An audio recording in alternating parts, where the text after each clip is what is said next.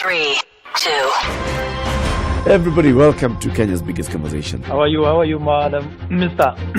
Mr. ako sawa, madam pia ako hapa. Heri Latifa, Kismuga, Madam Du, nimesalimia wote sana. Tumepokea salamu, asante sana. Hapa Garissa today the weather is very good, only that baridi inatupeleka mbio sana. Sasa baridi ni degree ngapi hapo? Hata sijui, lakini madam tunakauka sana.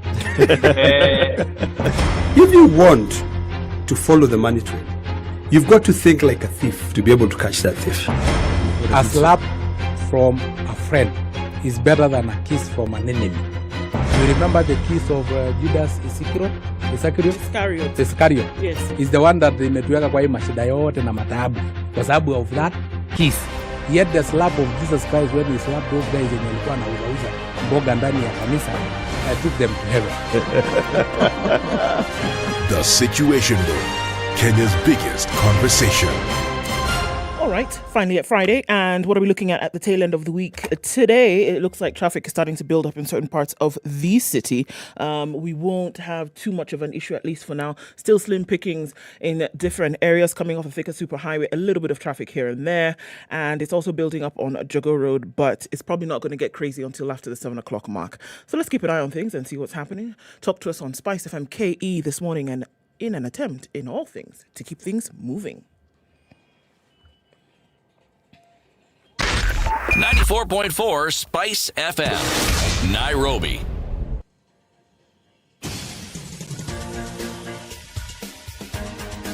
This is the Situation Room, the home of hard-hitting political commentary and penetrating insights about the state of the nation. This is a talk radio experience like no other. The Situation Room, a place for hard truths, debates, and elevated conversations. The Situation Room, witty, political, engaging, deep, controversial. In the room, we have C.T. Muga, researcher, academic, seasoned political observer, a fountain of wisdom in these politically uncertain times. Ndu Oko, Nigerian by birth, Kenyan by choice, communications expert, Pan-Africanist, a truth seeker and believer in people power, and Eric Latif, agent provocateur, the man in the chair, seasoned journalist, news hound, a man who believes in punching up, not down. This is the Situation Room. So let's start the day way then, to all start right? your day. How you doing? Welcome to Kenya's biggest conversation, the Situation Room. 6 minutes after 6. Happy Friday. 23rd day of September.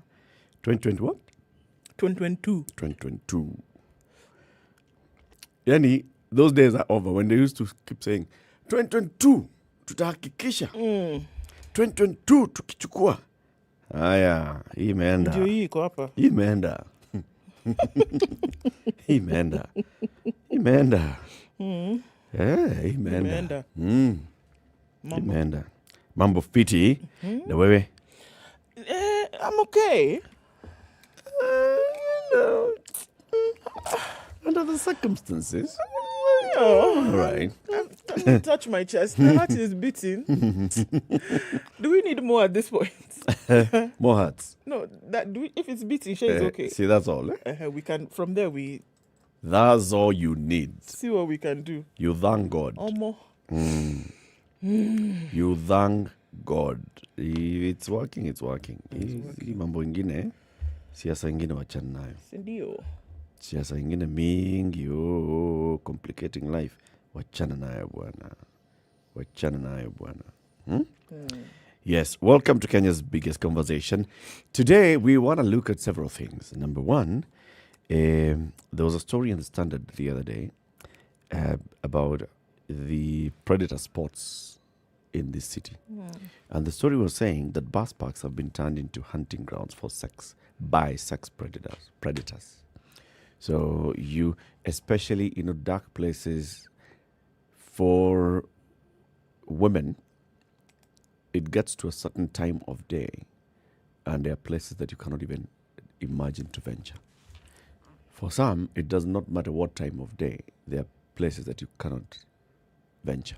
Yeah. Because anything can happen at any time. And the harassment, the sexual harassment that could happen, even if it's just, catcalling, but you are looking, you're passing somewhere and it's this bunch of guys who are just sitting and looking at you, and that just gives you the creeps. And it's a big thing. It is a big thing. I mean, just as you say that, and you're talking about this, it's not the first time that this conversation has been had. I remember 2010, between 2008 or 2010, when the Sexual Offences Act then was actually being worked on by the likes of now Supreme Court Judge Jokin Dungu, and they were working on making sure that there were safe zones within the city, because it was starting to mirror a lot of what was happening in other cities in the continent, like Johannesburg and Cape Town, whereby you couldn't walk in certain parts of the city at a certain time. And there were already those spots in Nairobi that had been marked as per, you would be sure that if a woman was walking in this place at a certain time, the chances of her being attacked were very, very high. Very high. There are parts of, the city where it doesn't matter who you are. It doesn't matter your gender. Yes, it you'll doesn't be matter attacked. your age. Yes. You'll be attacked. Yeah. And then there are those where you know for sure that a man, you stand a slightly higher chance of being safer than a woman. So we want to have that conversation today at 7. And Judy Gitao, a regional coordinator for Equality Now Africa, will be joining us at 7 a.m. to discuss that conversation. They're the ones who conducted this latest survey. So she'll come and tell us what they have found. At 8 o'clock, we want to talk about the importance of wholesome media content in raising healthy and well-adjusted children. The new Deputy Jesus. You remember Dr. Ezekiel Mutua? When he was the CEO of the Kenya Film Classification Board, Kenyans called him, Deputy Jesus. Now he left. The new person who is at the helm of the Kenya Film Classification Board is Christopher Wambua. He will be joining us at 8 a.m. for that conversation. Be ready for that. At 9 o'clock, it's Friday. It's Healthy Friday conversation. Dr. Mercy Korir today is busy kinda, 1 or 2. But we have a guest. Dr. Davji Atela is the National Secretary General and CEO of the Kenya Medical Practitioners, Pharmacists and Dentists Union, KMPDU. He'll be here to talk to us about the state of the healthcare workforce in the country. That is at 9. Okay. Yeah.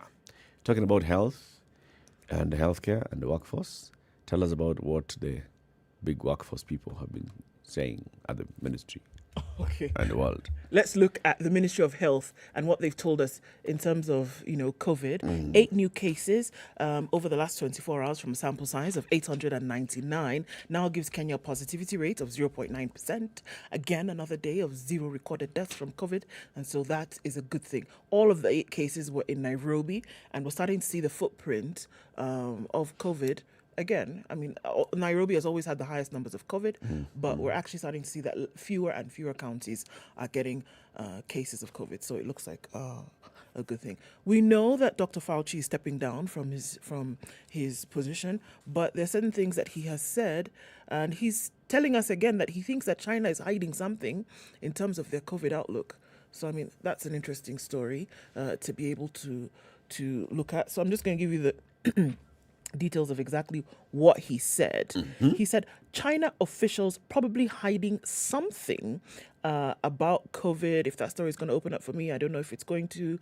Voila. Yes, it is. He says the Chinese government is probably hiding something about the origins of COVID, but it's probably not a lab leak. So what are they hiding?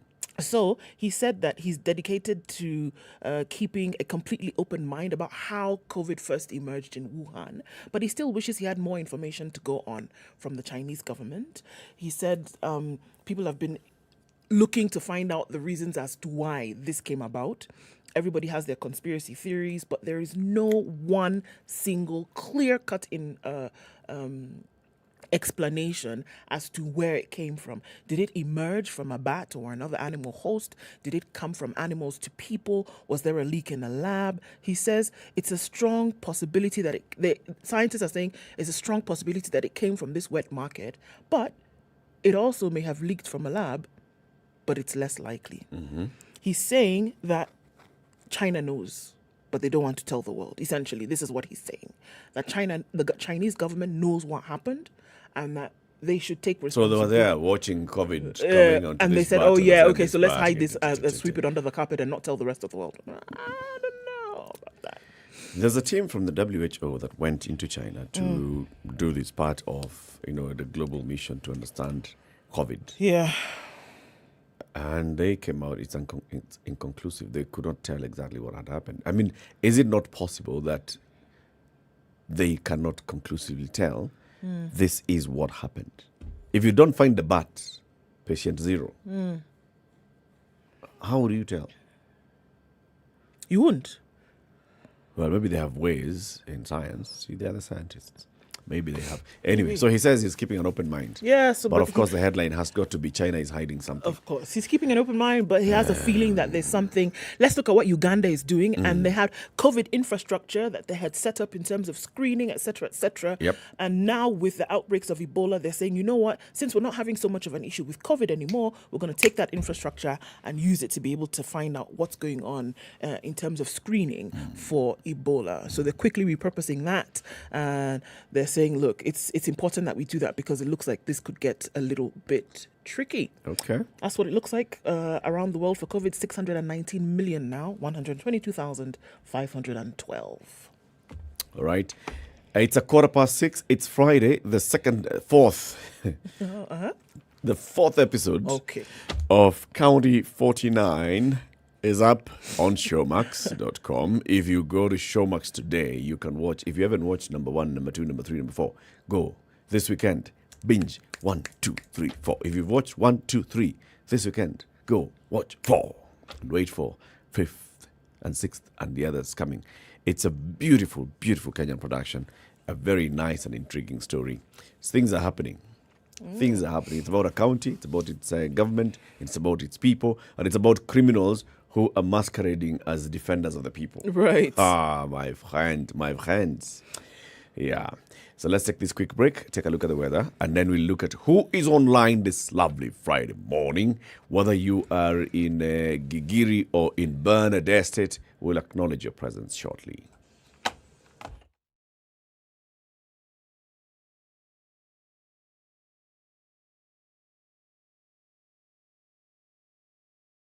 This is the Situation Room, the only way to start your day. We know it is cold, but Cold Stone Creamery has hot deals for you. This month, enjoy cups of rich and creamy ice cream, delicious ice cream cakes, and fresh oven-baked cakes at amazing prices. Visit any of our stores in Nairobi or Mombasa and indulge in your favorite treats. Cold Stone Creamery, the ultimate ice cream experience. Classic soul, R&B, smooth jazz, neo soul, and nostalgic ballads. Make some noise. Yeah! You're listening to Cloudy Spice. conditions in Nairobi this morning at 14, highs of 27, and we'll see highs of 25 in a partly cloudy Nakuru at 12. It's 14 degrees and mostly cloudy in Nyeri, highs of 25, and 24 will be the high in Eldoret, where it's clear at 12. 22 and rainy conditions in Mombasa, highs of 29 and lows of 22, and Malindi is clear at 24. It'll go to highs of 29. 19 degrees and partly cloudy in Kisumu, highs of 29, and we'll see highs of 27 in a partly cloudy Kakamega, currently at 15. Kampala is mostly clear at 19, highs of 27, and we'll see highs of 30 in a cloudy Dar es Salaam at 22. 14 and clear in Johannesburg, highs of 25 and lows of 13, and it's partly cloudy at 25. In Lagos, highs of 29 and lows of 25. Looking into Kinshasa, 24 and clear, highs of 33 and lows of 24. And in Beijing, Friday afternoon, it's 23 and sunny. We'll see highs of 26 and lows of 9. 9 degrees and cloudy conditions in Paris, highs of 20 and highs of 19 in a rainy London at 15. It's 16 degrees and clear in New York.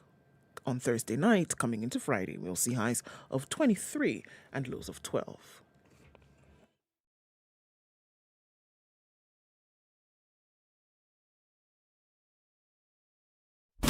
Classic soul, R&B, smooth jazz, neo soul, and nostalgic ballads. Make some noise. Yeah! You're listening to Spice FM.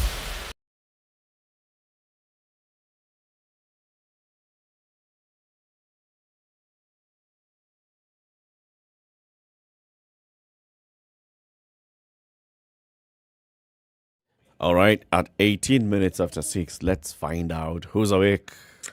Robert is awake and he's in Mombasa. He says, good morning. Kapenguria, excuse me, is where Dennis is this morning and says, well, good morning. Yes, Ina Sikiliza. Atieno is tuned in from Kisumu and ready for today's conversation. Karibu sana. And John Mwangi says, good morning, guys. Good morning to you too, John, and welcome. TGIF from a rainy Bernard Estate. That's where Andrew Franklin is this morning. Edwin the First, good morning. Can't wait for the discussion at 7 a.m. We need to fix the streets. Indeed, we do. Kama Dawa, Kisumu Dala. That's where Jonathan Nyenya is this morning. Good morning, my people. Wamundoro, we see you as well. Sir Samuel says Busia is listening. And Willie is also tuned in from Kitale. Good morning, folks. Still in bed, but listening to you now. Apenda Sana. Thank you, Dan. Good morning. Baringo North is where Jimmy Kaino is tuned in this morning. And Chris Michaels is tuned in from Doha and says, let's all have a beautiful day, shall we? Yes, let's try. John says, good morning. Amasongole, he's tuned in. Abraham is tuned in as well. Dennis Sige says it's Friday. Yes, it is. Good morning. Kimala Madina is tuning from UG and he says, these months of today are raining. Okay. I guess the rain is still heavy in Kampala and other cities across Uganda. Good morning. Happy New Year. Allah. Did something happen that we didn't know? Anyway, it must be a new year in Kino because that's where Odero Jr. is and Muhoroni. He's Ethiopian. Oh, he's Ethiopian? It's 2020. Oh, sour. Patrick Okeno is tuning from Muhoroni. And Kennedy Atinda, we see you. Good morning. Ronald Omondi and then also Derek is tuning from Vihiga County. Everybody is awake today. Martin one day tuning from Kigiri says good morning. And Beatrice Ngenya is smiling. Oh, you're smiling. It's always good to smile. Good. You're never fully dressed without a smile. Good morning, everybody. Thanks for joining us. Karibuni sana, everybody. Now that city is still away, let me give you the day's proverb. We are still in the country of Malawi. The proverb, a piece of incense may be as large as the knee, but unless burned, it emits no fragrance. Sorry, what? A piece of incense may be as large as a knee, but unless burned, it emits no fragrance. Don't matter how big that piece of incense is. You have to burn it. You have to burn it. To get its essence. Yes. It's true. Maybe as large as a knee. Magoti. Yep. You get it? I get it. Good. And it's true. I like you. You're sharp.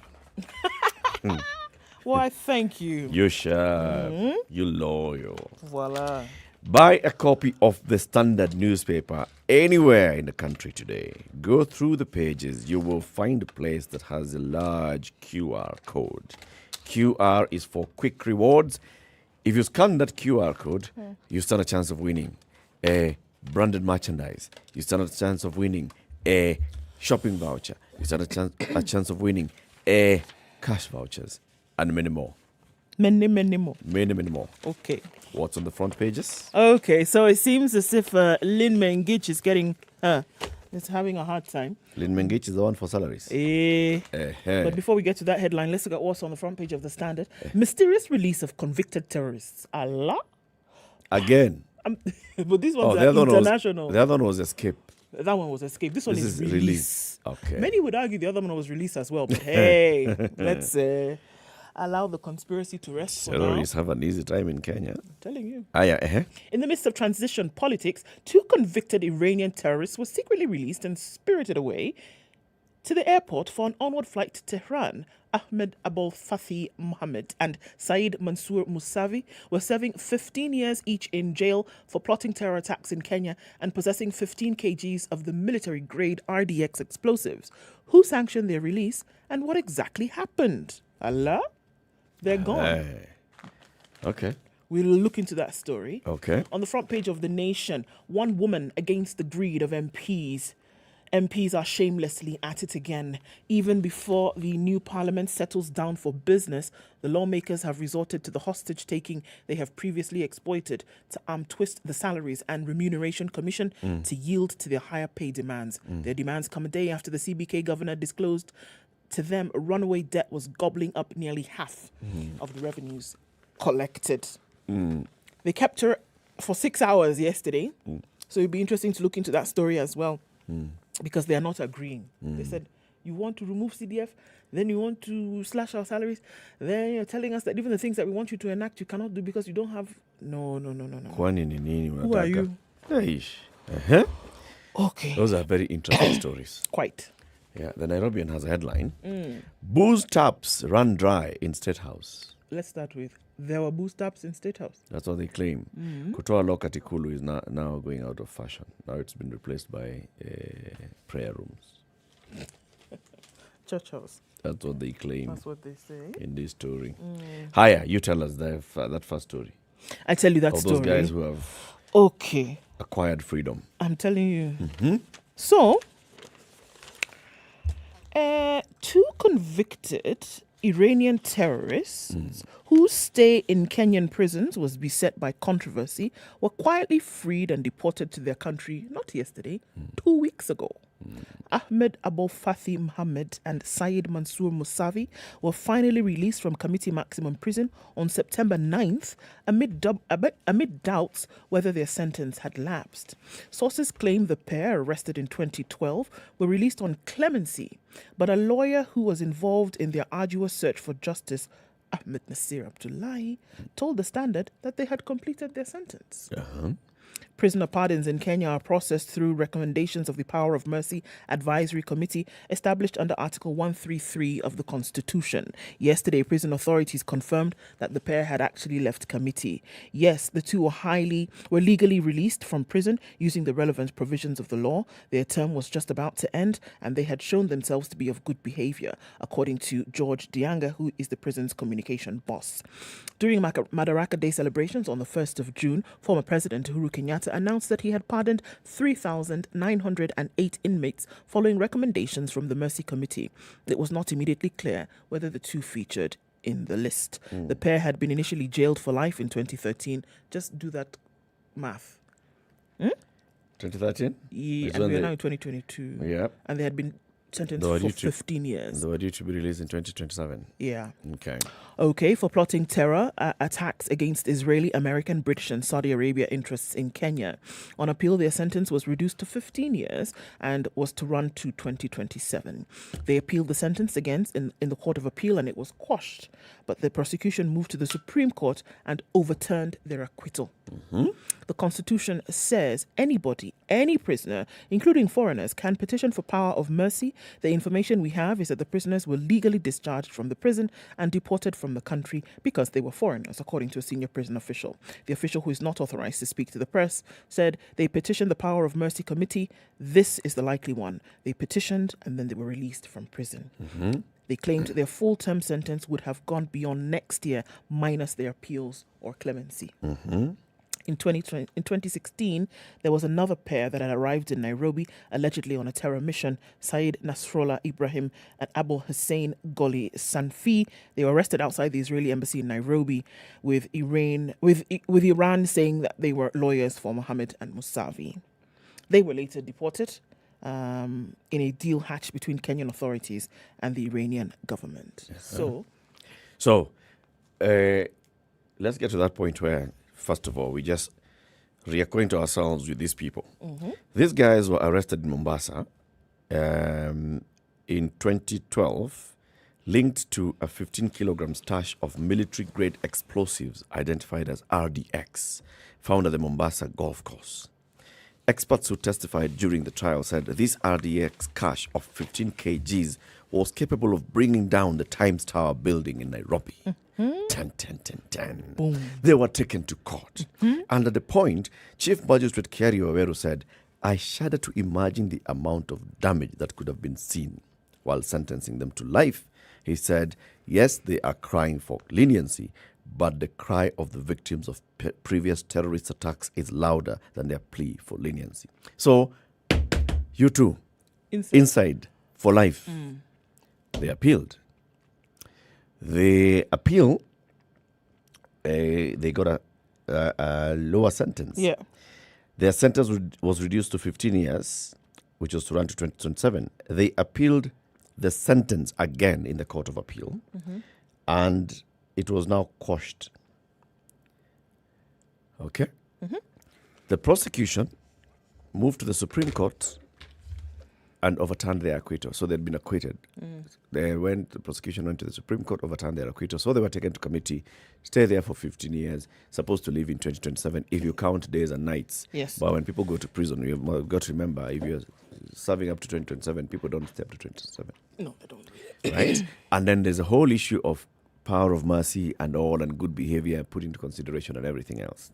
Now, I look at this story and I see everything that this story is doing is quoting sources who are saying power of clemency, due process was followed, power of mercy, due process was followed, and all that. And then I look at the headline, freed under a cloud of sentence, and front page, mysterious release of convicted terrorists. And I'm wondering, so where is the mystery? Where is the mystery? That's the thing. If the official communications person at the prison says, yes, the two were legally released from prison using the relevant provisions of the law. Their term was just about to end and they had shown themselves to be of good behavior. This is the communications boss at the prison service, George Dianga. So the prisons have told you, yes, we released them. It was due process was followed, this and the other. You speak to another source within the prison and says, it's actually possible that these people are released because of following this and the other. Your doubt it's not clear whether they were in the list of those people. That's the mystery. You should be telling us we have looked at the list and they are not on the list. Yes. Because I would assume that the list then is available for everybody to be able to go through. Yeah. If the writer of this story was saying, I've looked at the list and they are not on the list. And they have been released. I've looked at any record that shows that they were to be released. And there's no record that shows they were to be released. However, they were released and the prison says that they had blah, blah, blah legally. But there's no documentation to show legality. Then I can understand the mystery, the cloud, the blah. Their lawyer says, yeah, they were released.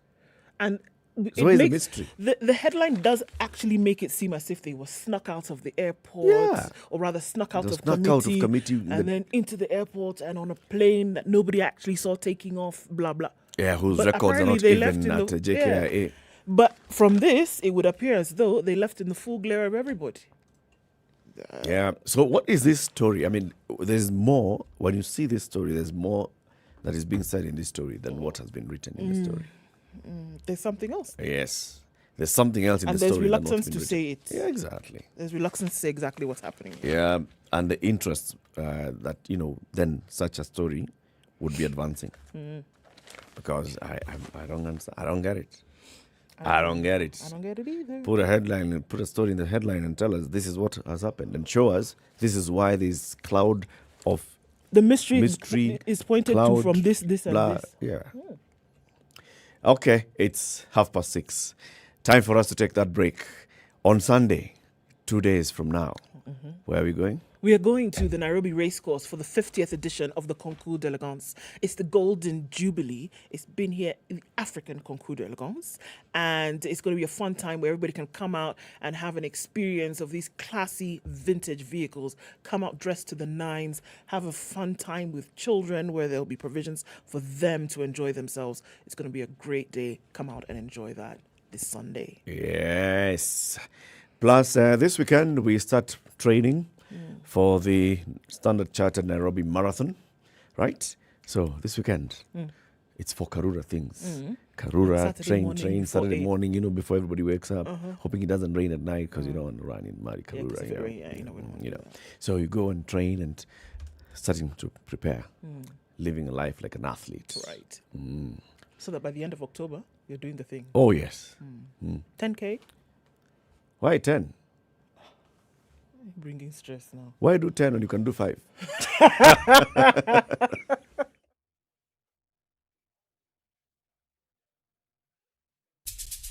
When you think about education hubs, Japan has long been at the list of preferred destinations to provide world-class programs. The Study in Japan Global Network Project and Ministry of Education, Culture, Sports, Science and Technology in Japan are hosting an online event for students and professionals looking to further their education and join master's and PhD programs in social sciences such as internal public policy and conflict studies, economics and management, and sciences such as information technology, environmental sciences, biomedical science, agriculture, engineering, and veterinary medicine. Join the Study in Japan online fair for Sub-Saharan Africa 2022 on the 30th of September and on the 1st of October by registering on 2022.studyinjapan-africa-portal.com. Don't miss out.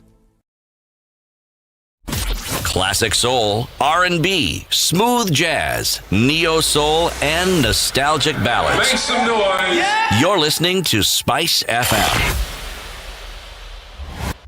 All right, let's take a look at what's happening with traffic around parts of the city. We're seeing that has built up on Jogger Road as usual, and also a little bit of activity that's coming up on the Thika Superhighway this morning. Coming out of Westlands, you should be all right on Wayaki Way out into the CBD. Then connecting in from James Gishuru doesn't look like it's going to be a problem today. Traffic may not pose such an issue for us this morning, but we're going to keep an eye on things and see how they open up through the morning. Let's talk on Spice FM KE and keep things moving this Friday.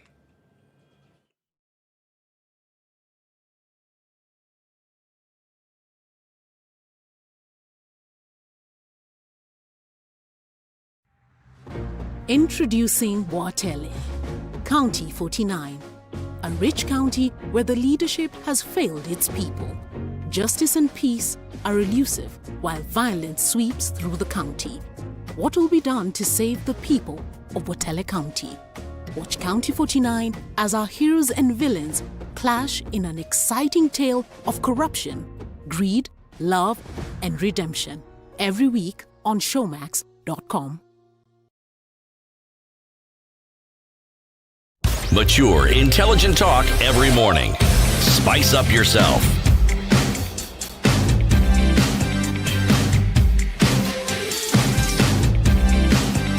Mornings done right. 5 minutes to 7. Tell us about Lynn Mengich versus the people. Okay, here we go. It wasn't a very fun day. MPs harangue and threaten SRC boss for 6 hours over pay. Well, on Wednesday, they scolded the Salaries and Remuneration Commission boss, threatening to punish the agency for slashing its budget if their demands for higher pay are not met. Rather, by slashing its budget if their demands for higher pay are not met. In a hostage-style move that has come to characterize every new parliament, SRC chairperson Lynn Mengich endured a hostile 6-hour encounter with the lawmakers who are furious with the abolishment of the 5,000 shillings plenary sitting allowance that members of the 11th and 12th parliaments enjoyed. The parliamentarians are also opposed to restrictions on the engine size of their vehicles, while the SRC, capped at 3,000 cc in changes published in the Kenya Gazette on the 28th of July. The MPs also want the hitherto higher mileage allowance reinstated and the caveat on the number of spouses and children who can be placed under their medical cover removed. You want all three of your wives? Okay. The push for higher pay came up during the MP's induction at a Nairobi hotel, even before the new lawmakers settled down for business. In one of the sessions at Safari Park, Central Bank Governor Patrick Njoroge explained to the lawmakers the challenge posed by the prevailing hard economic times and the piling public debt. He said, for every shilling that we collect in revenue, about 40% goes to debt servicing, or in every 100 shillings we collect, 40 shillings goes to debt servicing. So you begin to ask yourself, what about the salaries in the civil service? What about medicine? What about building the roads? So the point is that you should also need to worry about this problem personally and ask yourself, wait a second, if I'm not at a point where I'm falling, I'm collapsing. Despite the caution by the CBK boss, the MP said, okay, that's very nice. Thank you very much. However, our allowance? Pesa. They still pushed for the quest for fatter perks, taunting Ms. Mengich and reminding her that the hardline position she was taking on their pay was a road well travelled by her predecessor, Mrs. Sarah Serem. Tumeona wengi. China. We knew.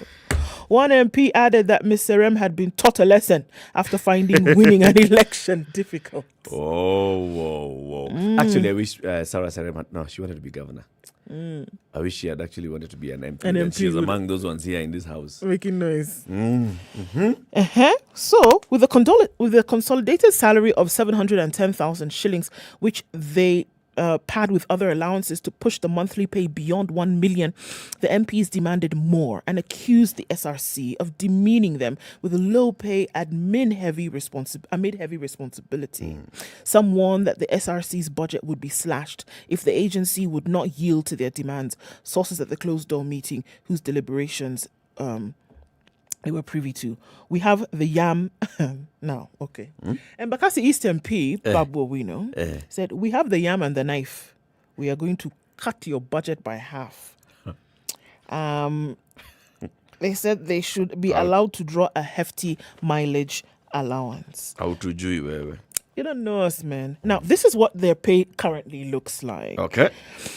710,000 shillings salary. Basic pay. Got it. All right. Airtime, 15,000 shillings per month. All right.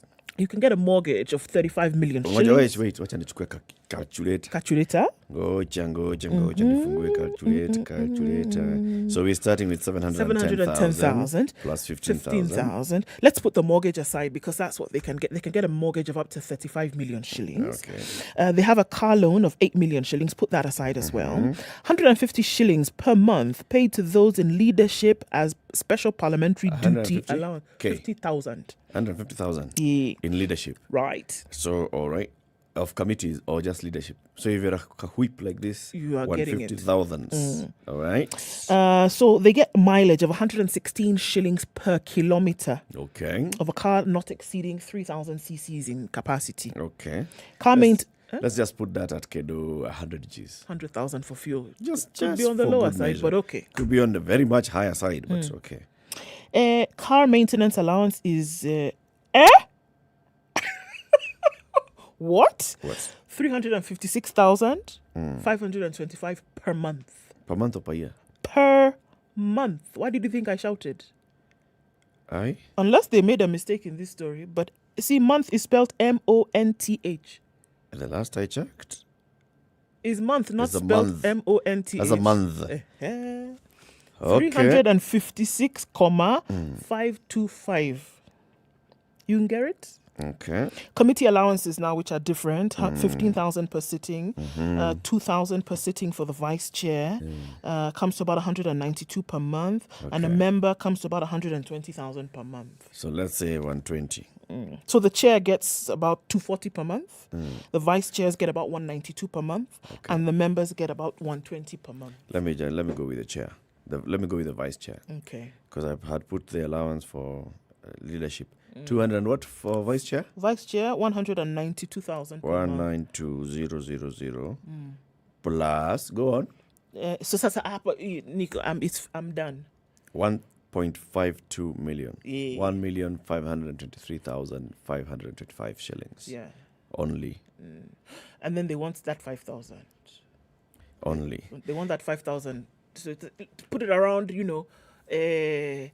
4 times a week, because plenary, they'll sit maybe 4 times a week from Tuesday to Friday, like this.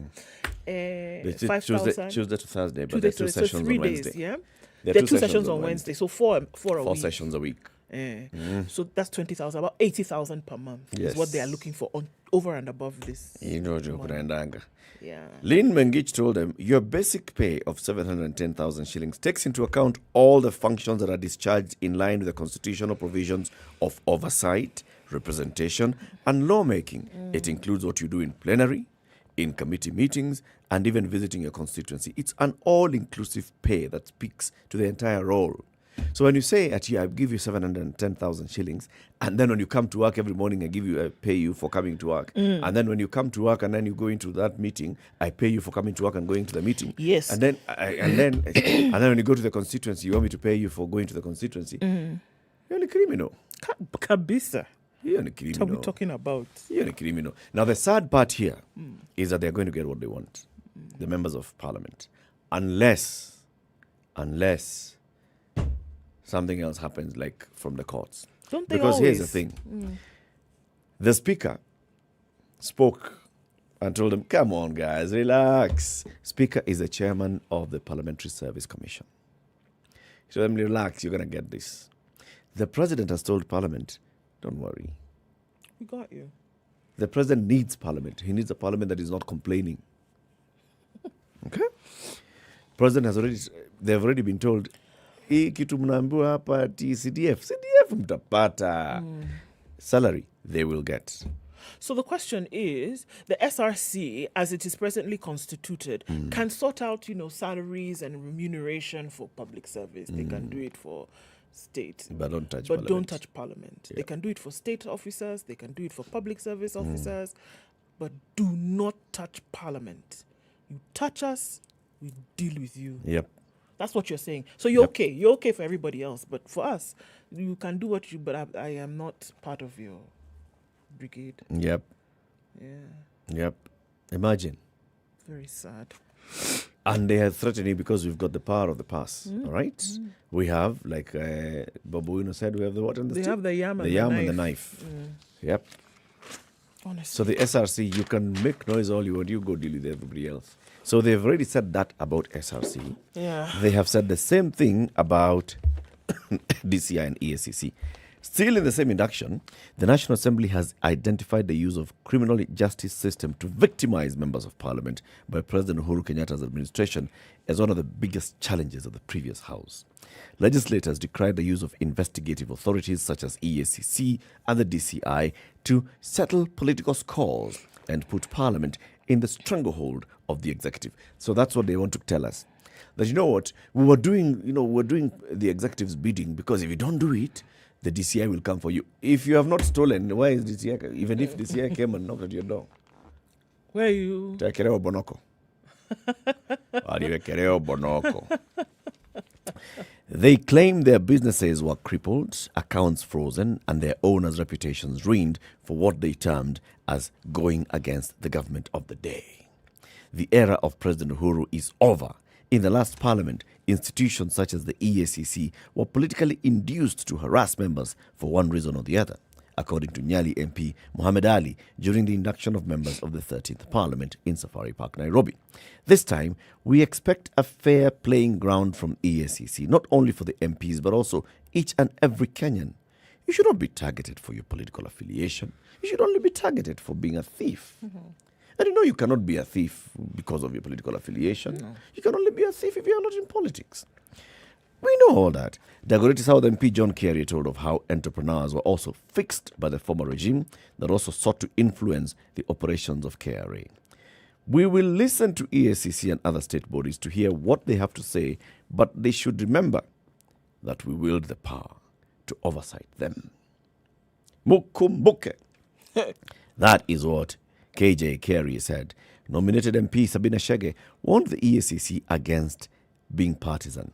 She said the same people that worked in EACC years ago are still the same people that served in Uhuru's administration, and nothing has changed with the Ruto presidency. The best thing for staff in any institution is to know that they are serving Kenyans and not individuals. They are calling on politicians, including the deputy president, to provide a conducive environment for investigative authorities. Basically, the parliamentarians, they get in there, they become a pack of wolves. They hunt as one. I'm telling you. As one. You touch us, you're touching one. We'll deal with you. Yes. That is the issue of salaries. The issue of what they do with their own money. I mean, if you see money somewhere and you can reach it and you grab it, they start saying it is not your money. Money that you've made, you with your own sweat. With your own sweat. Just by going and picking it. Kwani cha kuokota ni cha kuiba? Si tunajua cha kuokota si cha kuiba. Kama umeingia kwa finders keepers. Yeah. Allah. Ukiingia kwa county, upate kuna pesa hapa hivi ya barabara imekaa tu hivyo kwa uchukue hiyo pesa. Umeiba? Yeah. Hapana. Kuna kuiba umeiba. Kwa ndani huko bwana. If you don't know these things, shauri yenu. Meanwhile, the issue of the NGCDF. Here we go. Supreme Court, of course, gave a judgment on the NGCDF Act of 2013. And they said CDF is unconstitutional. The entire principle of MPs handling development money and being involved in development goes against the separation of powers, right? The Chief Justice went and spoke to senators during their induction. These are the many people are in Safari Park. The other 67 people are in Sawela, Naivasha. Earlier, the CJ had gone to them and said it was the position of the court that CDF offends the division of functions between the national and county governments. To allow the CDF an instrumentality of the national government to undertake functions devolved to the counties is unconstitutional. Okay? And the CDF CEO told members of parliament that don't worry, this thing is still active. In fact, we are amending it. We shall be getting 44 billion shillings and not the 41 billion shillings that we'd received the previous time. 41.7 billion is what they've been receiving. Next, they're receiving 44 billion shillings. It's going to be actually more because you know why? Because now we are considering a constituency according to the number of wards in the constituency. Okay. So a constituency with more wards gets more money than a constituency with fewer wards. Fewer wards, yeah. Okay? That's what's going to happen. The man in charge of the National Treasury, Ukuriatani, CS, former governor, went and spoke to the senators yesterday. Yes. He told them, you know what, I have received a court order, a court judgment that talks about CDF being unconstitutional. So me, I'm not releasing any CDF I can't money. because the court has said. Because court has said. Suddenly obeying court orders. What we've done is we're waiting for the Attorney General to give us an advisory as a chief government advisor, or legal advisor, and tell us what happens. Okay?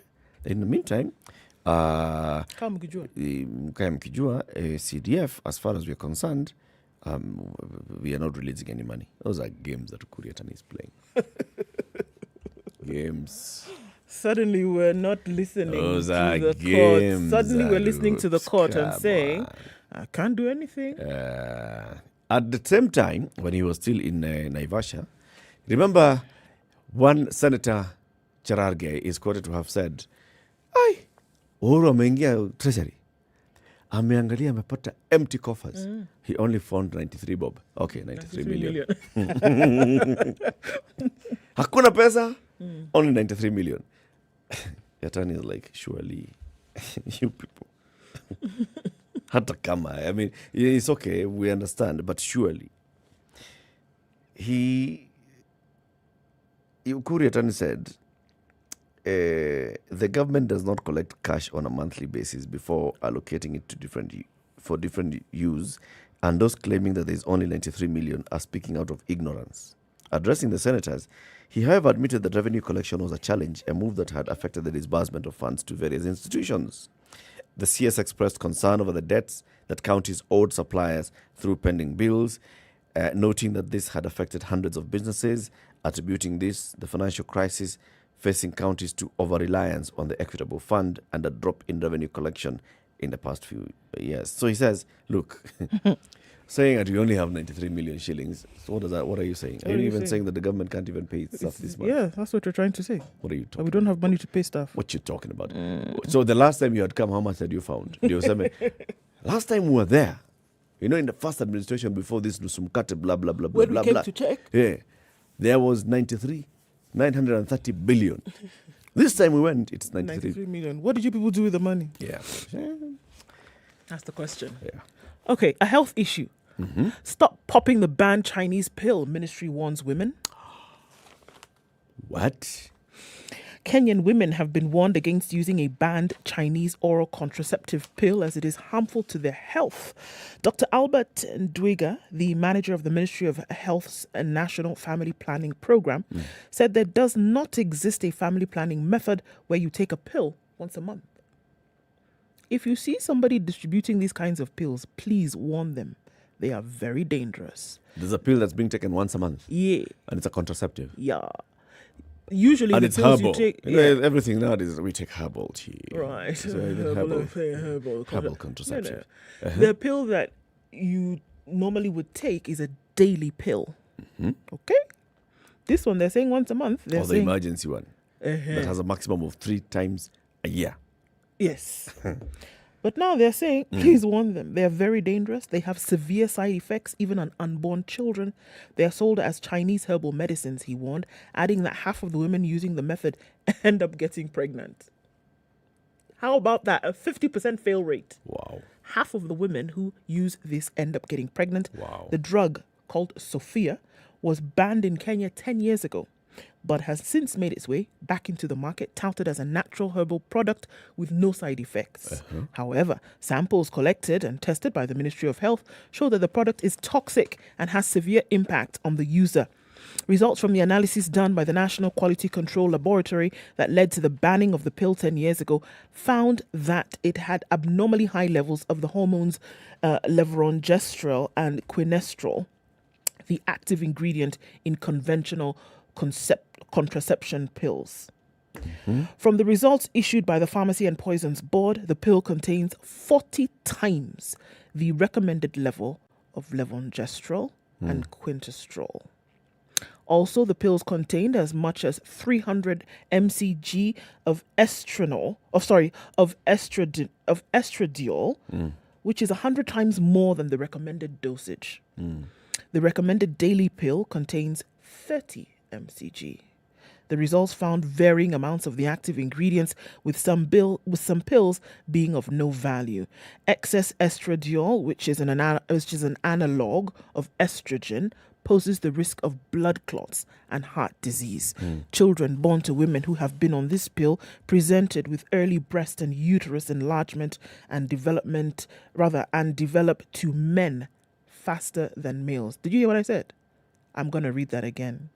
Children born to women who have been on this pill present with early breast and uterus enlargement and develop to men faster for the males. What? Babies who are breastfeeding are also exposed to the chemicals in the drug and carry the risk of developing secondary sexual features. When the pill fails and the woman gets pregnant, the children born will experience effects. They start developing secondary sexual characteristics at a very early age. He was speaking to the media ahead of the World Contraception Day Monday. The theme of this year's celebration is breaking myths and misconceptions on family planning. Dr. Bashir Isak, who is the head of the ministry's Department of Family Health, urged women to use approved and registered contraceptive methods. You may think it is swallowed once a month and easy to take, but the impacts are too huge to deal with on the long run. He expressed concern that the pill is back in the country years after it was banned. It was banned first in 2008. We banned this drug. If they are still in the market, then our team will work on it, according to Dr. Fred Sioy, who is the CEO of the Pharmacy and Poisons Board. Wait a minute. So, there's some herbal thing that is being sold in the market. Yes. It's being touted as a herbal Chinese drug. We don't even know whether it's actually coming from China or it's just written something that look like Chinese characters. Or it's being made somewhere here and being sold in the market. And people have said it's more convenient because it's how many? Once a month. Once a month. You take it once a month. You pop it once you're done. Once a month. There has never been a contraceptive pill that you don't take daily. Never. And so, it's, for many women, they look at, okay, so this daily one, it's daily. And then the hormonal issues that comes with it. And this one, they say, does not have. Those that use it say it doesn't have those hormonal side effects. That's what they say. But it clearly has other effects. What? Yeah. Can you imagine? Yeah. Absolute mess. And people are just the things that people are putting into their bodies without even being sure of what they are or where they're from is a bit scary, my friend. It's usually just word of mouth. It starts with I've heard, I've heard this and the other. So we are going to do this. It's really, really, really, really scary. Yeah. Okay. That's a tough one. It is. Yeah. There's a story I'd seen. We're still tracking the County Assembly of Nairobi.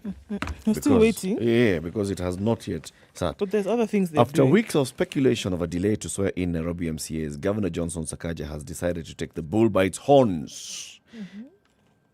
On Wednesday, Sakaja held a closed-door meeting with Azimio MCAs in his office in what is seen as a bold move to woo them ahead of the Assembly's first sitting, scheduled for next week. Great discussions with the MCAs from Azimio will continue to work closely together for the great people of Nairobi. However, MCAs who spoke to the Standard said among the issues discussed was the speaker position, which is giving Sakaja a headache. Why? Sakaja wants to be governor and speaker. And speaker of the There was speculation that he's delaying so that he can get a speaker from his side. But our issue is just to tell him that our people are reaching out, yet we have not been sworn in. Mountain View MCA Maurice Ochieng said. Kilimani MCA Moses Ogeto said they are reminding Sakaja about his constitutional mandate of convening the House. In the Nairobi County Assembly, UDA has 35 members, ODM has 35 members, Jubilee 6, Wiper 4, CCM 1, 3 independents, while elections are yet to be conducted in Utawala Ward. So if you just look at it, Kenya Kwanza with UDA and CCM, CCM. Should be Moses Kuria's party is called Chama Cha what? Is it not CCM? I thought it was Kazi. Chama Cha Kazi.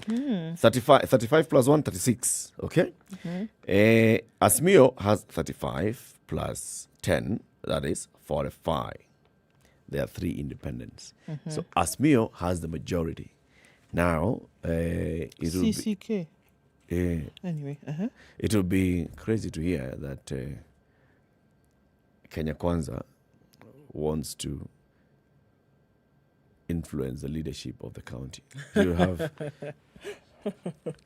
Imeenda bwana. But you have the leadership of the county already in terms of the governor. So what are we talking about? Imeenda bwana. Imeenda. Keep it here for more conversations coming up in the next hour. Plus, we'll be reminding you about how we are practicing for the Standard Chartered Nairobi Marathon and how you can also prepare and how you can register. Just go to nairobimarathon.com, www.nairobimarathon.com, and register for the physical run or the virtual run. The virtual run, you run and you register your timing. The physical run, you have a day to do that. Good morning. This is the Situation Room at 7 a.m.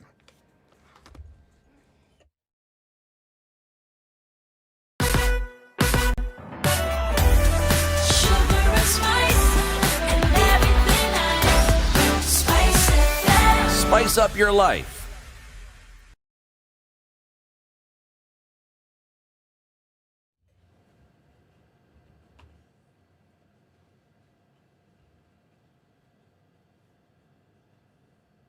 Good morning. This is Newswire. I am Stephanie Wangari.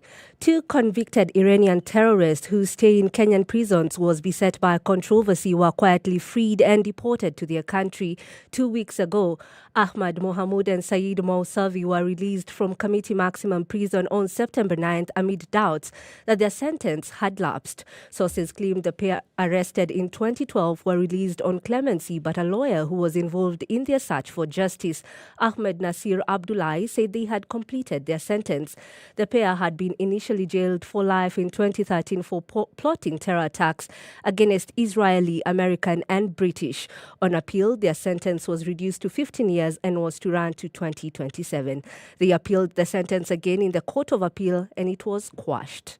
Now, attempts by the 13th Parliament to coerce the Salaries and Remuneration Commission (SRC) to reinstate seating allowances for plenary sessions hit a snag. SRC chairperson Lynn Mengich braved nearly 5 hours of pressure from MPs during a chaotic session at Safari Park Hotel. Speaking during the induction workshop for the 13th Parliament, MPs reminded Mengich that they were entitled to a plenary seating allowance because they at times sit beyond the hours prescribed by the Commission.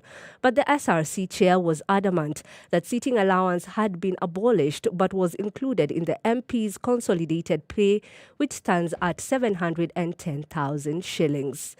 Now, the cracks in the Orange Democratic Party have continued to show, with Embakasi East MP Babu Owino being the latest lawmaker to express displeasure with how matters are being run in the outfit. In a statement on Twitter, Babu described the party as ungrateful to its foot soldiers who are not only loyal but heavily invested in it. Owino is opposing the lineup unveiled by Wiper leader Kalonzo Musyoka, detailing Azimio la Umoja's leadership in the National Assembly and the Senate last week. His sentiments were echoed by Narok Senator Ledama Olekina, who protested how new entrants of the party reaped the benefits of their hard work that earned its majority in Parliament. On his part, Orange Democratic Movement Chairman John Mbadi has continued to condemn Raila Odinga's decision to settle on Ugunja MP Opiyo Wandayi as the majority leader in the National Assembly. Langata Road will be closed on Sunday for 12 hours. The Kenya National Highways Authority, KENHA, has announced the closure has been necessitated by the installation of a footbridge near T-Mall. KENHA added that the installation of the footbridge would be done near T-Mall. Motorists have been asked to use alternative routes that can be used on the day to avoid unnecessary traffic snarl-ups and inconvenience. That's your news at the top of the hour. My name is Stephanie Wangari.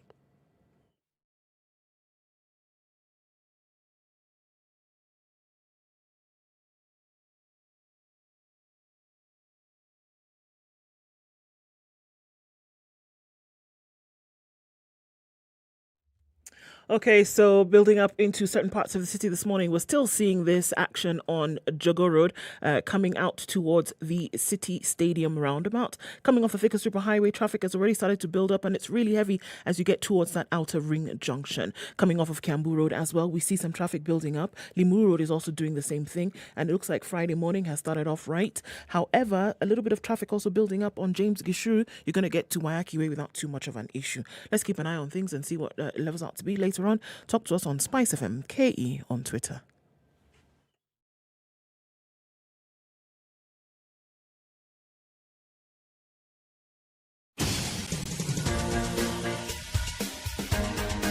This is The Situation Room, the home of hard-hitting political commentary and penetrating insights about the state of the nation. This is a talk radio experience like no other. The Situation Room, a place for hard truths, debates, and elevated conversations. The Situation Room, witty, political, engaging, deep, controversial. In the room, we have C.T. Muga, researcher, academic, seasoned political observer, a fountain of wisdom in these politically uncertain times. Ndu Oko, Nigerian by birth, Kenyan by choice, communications expert, Pan-Africanist, a truth seeker and believer in people power, and Eric Latif, agent provocateur, the man in the chair, seasoned journalist, news hound, a man who believes in punching up, not down. This is the Situation Room, morning and welcome the to the only second way hour to of start Kenya's your day. biggest conversation, the Situation Room. It's Eric and Ndu. CT is still away. CT Muga, or we call him Charles. I have the day's proverb. A piece of incense may be as large as the knee, but unless you burn it, there's no fragrance. A piece of incense may be as large as the knee, but unless burned, it emits no fragrance. It doesn't matter. It doesn't matter until it smokes. You know what it is made of. Yep. So your full potential is not realized until you go through it. Yeah. You may be very good. You know, this is a very good driver. Okay, but drive the thing first. Unless they're behind the wheel, then the prowess don't matter. Yep. It don't matter at all. And that's where the proverb comes. A proverb is from Malawi. So let's talk about what we have always discussed. And this is about security and safety of people in the country. Now, we know that there are various parts of, let's even just talk about major urban areas. In major urban areas, there are very many parts that you know. Everybody knows if you actually go into this part, the likelihood of you being mugged is very high. If you go into this part of the city, the likelihood of you being attacked is also pretty high. Looking at the time of day it could be during the day, normal day, when the sun is shining bright, but it doesn't matter. You'll be attacked. In some cases, it's about darkness. So those who could be attacking you are using the cover of darkness to hide and waylay you.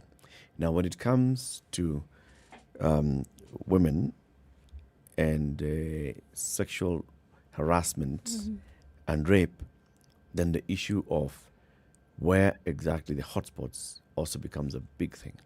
And that's what we want to discuss today, how bus parks are being turned into hunting grounds by sexual predators. We're joined by Judy Getao. She is the Regional Coordinator for Equality Now Africa. Judy, good morning. Good morning.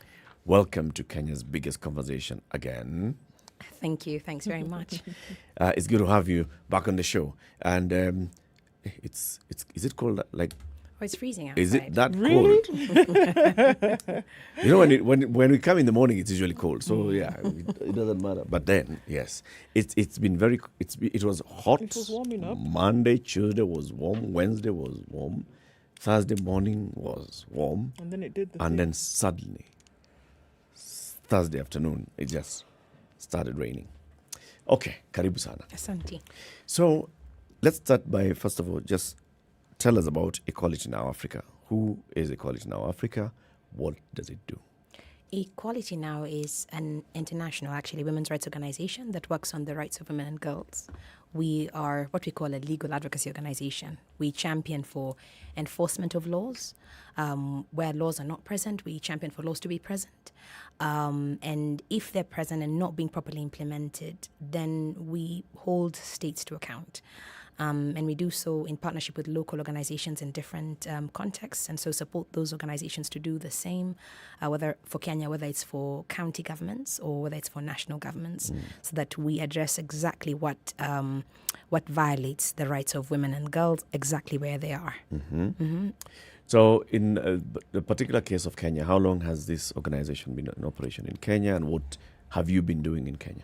Well, we've been in Kenya for over 25 years, and we work on 4 main issues. We work on ending sexual violence, and this is across the board, either capacitating, state actors, non-state actors on investigation and prosecution, and just supporting the whole process of prevention and response to sexual violence. Yep. We work on harmful practices, that is FGM and child marriage specifically. We work on ending sexual exploitation. And we also work on legal equality, or if you like, the ending theme is ending inequality in law. And at county level, we work in Kisumu, we work in Busia, Narok, Kajiado, Kwale, and Makueni. And of course, on national matters, we work with national government actors. Okay. So there was a story in the Standard the other day, had a big headline, bus parks easy hunting grounds for sex predators as cases increase. And it quoted Equality Now, and it gave some figures. So just give us a background of this story. The quick background is, let me first start by saying we work with a local actor in a local organization in Kisumu, KMET, who also works with a network of civil society organizations who work in each of the sub-counties in Kisumu. And they've been on the receiving end of survivors of sexual violence. I know we were lucky in the electoral period, let me say in the election itself and post-election, not to have the kind of numbers we've seen in the past. But we have been documenting actually an increase in number during the heightened electoral period. And some of the violations, and this is just to set up the context, women were, we had a report, for example, of a woman who was raped so as not to run for an MCA position, but didn't come forth and give out her name because the stigma that surrounds that as an issue. And so sexual violence has been prevalent in Kisumu, and just generally the Nyanza region has been quite prevalent in those areas. In terms of reporting, we have 1 in 20 women reporting. What happens to the 19? In terms of those who seek, 1 in 20 actually seek report, and 1 in 6 seek medical help. And so at the end of the day, the numbers that we then get, either at the police level or numbers that we get at the end of the day, are a far cry from actually the prevalence and the statistics that we're seeing on the ground. And so in this particular instance, it was just reflective. The bus stop is reflective of the situation on the ground. And just to take it a little bit further, as you were saying, that we all know the sports where you could be robbed or the sports where your phone could be stolen.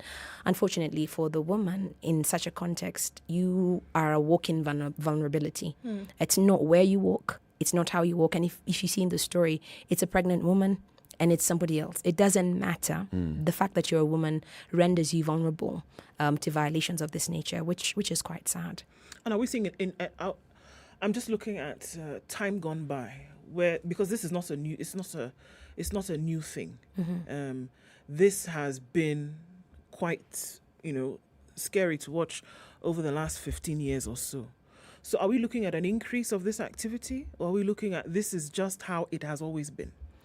I would, it would be remiss of me to say is that we have not seen an increase. Certain circumstances around the globe, but specifically in our context, have exacerbated the situation. For our part, for example, during COVID, we did see an increase in number, and people could attribute it to stress and to mental illness and so on and so forth. But we've also seen, with moving up to the elections, again, an increase. Anytime the enforcers of law and order change their focus of attention to other issues or other factors, we almost always see an increase in numbers. Anytime we've got a crunch in the economy, we almost always see an increase in numbers. And so over the past year or so, during the heightened electoral period, the numbers did go up. And so at the end of the day, we capture this across, whether it's the hospitals or the civil society organizations that have become trusted by these women and girls. We also have, shall we say, changes that are happening in law. Quite recently, a decision has been made that the minimum sentences that are there in the Sexual Offences Act that make it mandatory for judges to dish out a certain number of years for someone who's been convicted of rape are now being challenged and are now being overturned, not on account of the guilty person being guilty, but on account of the judges feeling that their independence has been interfered with because the law says exactly how many years they're supposed to give for such an offense. This doesn't send a good signal out in the public. This makes certain offenses not as grievous as they should be, and this negates 16 years plus of work that put in place a Sexual Offences Act that was responding to a situation such as one that we're facing now. Well, the mandatory minimum debate is broader than just the independence of the judges. It is. It's from the context of the judges even who've been pushing for this. It talks about even them just listening to a case and in some cases seeing, does this person deserve this sentence that I'm imposing? And I think that's part of the debate as well. It's not necessarily the context of is the person guilty or not. It's very many other things as well in this debate. Well, Eric, there's a history to this. Allow me. Yes. First, we sometimes behave like we're the first people to encounter certain challenges in the world. We're not. The judges were largely responding to the challenge of quote-unquote consensual relationship between minors. So you find an 18-year-old with a 17-year-old girlfriend who are engaging in consensual sexual behavior. And you find that the parents, for example, of the girl discover this and they report the matter. And according to the law, the age of consent is 18. And so statutorily, this is rape. And so the young man will go away for 15 years. And so a judge faced with this will find that their hands are tied and therefore respond in this manner. But it is not new to the world. There's what we refer to as Romeo and Juliet clauses that provide tramways, if you will, or exit ways for such cases, for these two to either be taken to counseling and so on and so forth. The Office of the Director of Public Prosecution has developed guidelines, for example, decisions to prosecute or decision to charge, where they find such cases and might not even bring those cases to court because then they address them at that particular level. So to respond to these cases in the way in which these decisions have done, if this is the context, is to go at a fly with a hammer and to completely break not just the mold, but the entire system. So that is wrong. And then speaking of the history that led us, the Sexual Offences Act actually didn't have the minimum sentences when it was first enacted. This was in response to decisions by judicial officers that were informed by culture and tradition, where you find that people would issue decisions figuring if a 6-year-old girl has been raped, surely she's going to get better. And so it is not, we shouldn't subject this, 16-year-old boy or 20-year-old man who perhaps erred to a lifetime sentence. And this was completely wrong. we were sending out a horrible, a message out there. I don't know if people remember the Lee's case, the Justice for Lee's case out of Busia, where a young girl who had gone for her grandfather's disco matanga was raped by 6 boys, and the chief, knowing the boys, asked them to come and slash grass within his compound and found it to be punitive enough. So that's the history that we're coming from. And that's the history that informed the minimum sentences. And so when it transitions into a debate about judicial independence or about Romeo and Juliet cases, there's need to actually contextualize and to understand the society within which this is coming. Okay, so because I think now with this story that came out Wednesday, is that now we are looking at this through a new face.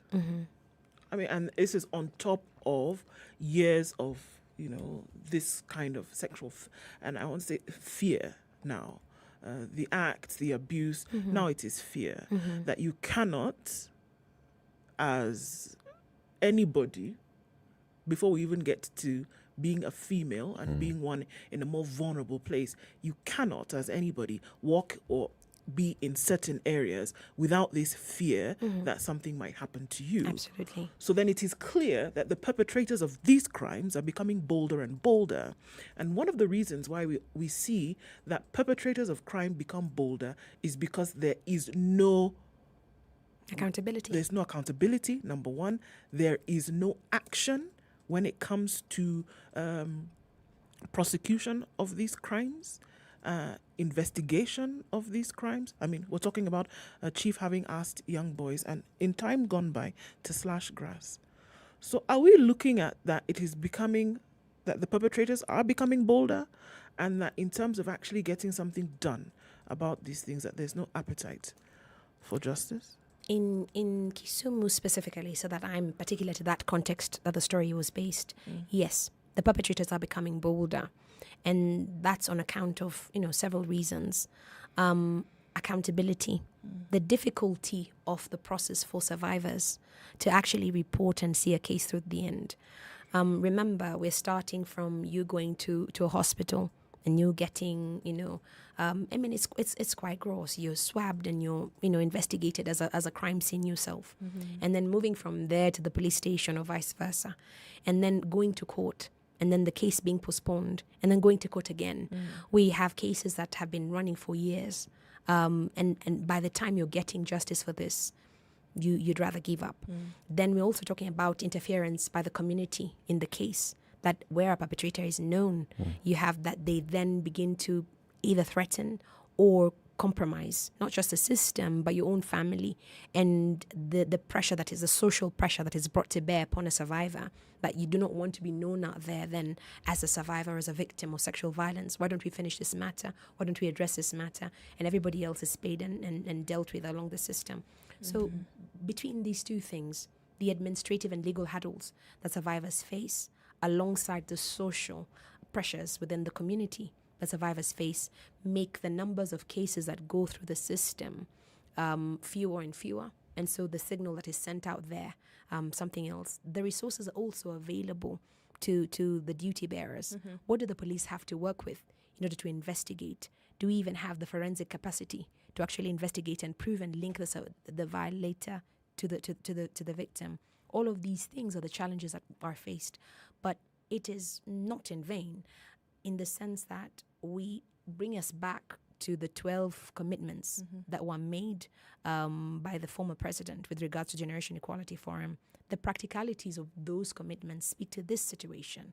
They speak to the fact that a commitment by the government to put in place $25 million by the end of this year to respond to gender violence recovery centers, which are one-stop centers, so that a survivor doesn't have to go to the police station and then to the doctor and then to court and so on. You just go to one place and there's a response around this.